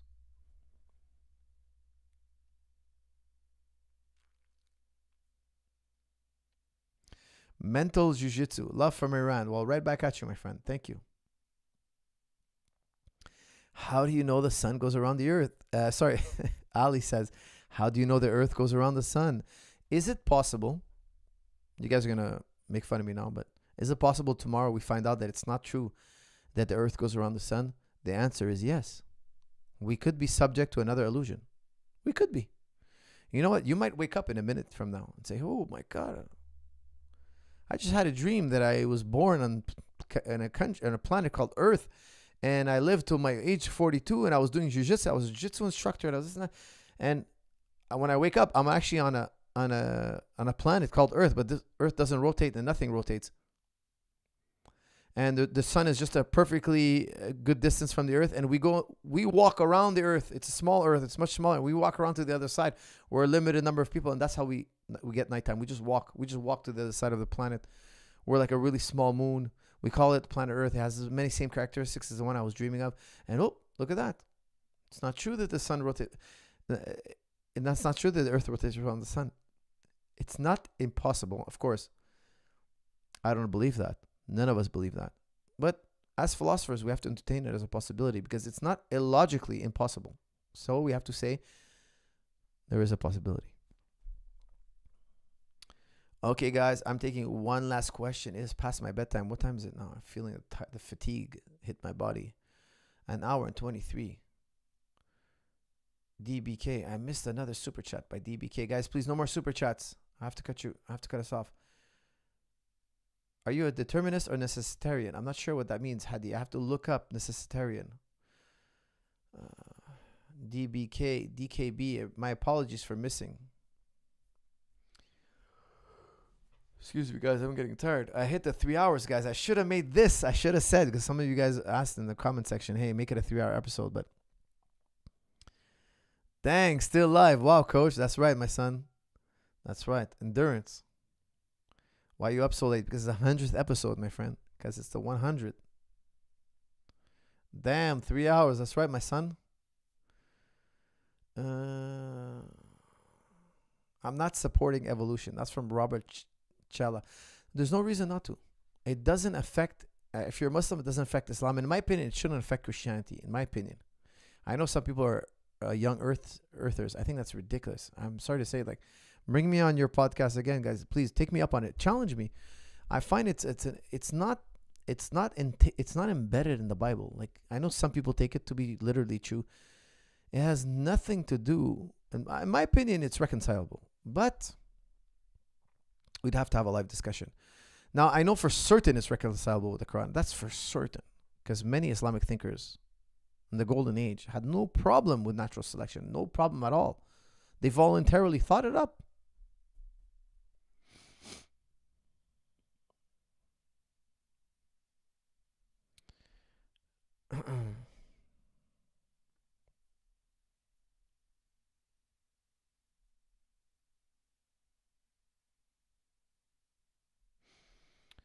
All right, guys, what else we got here?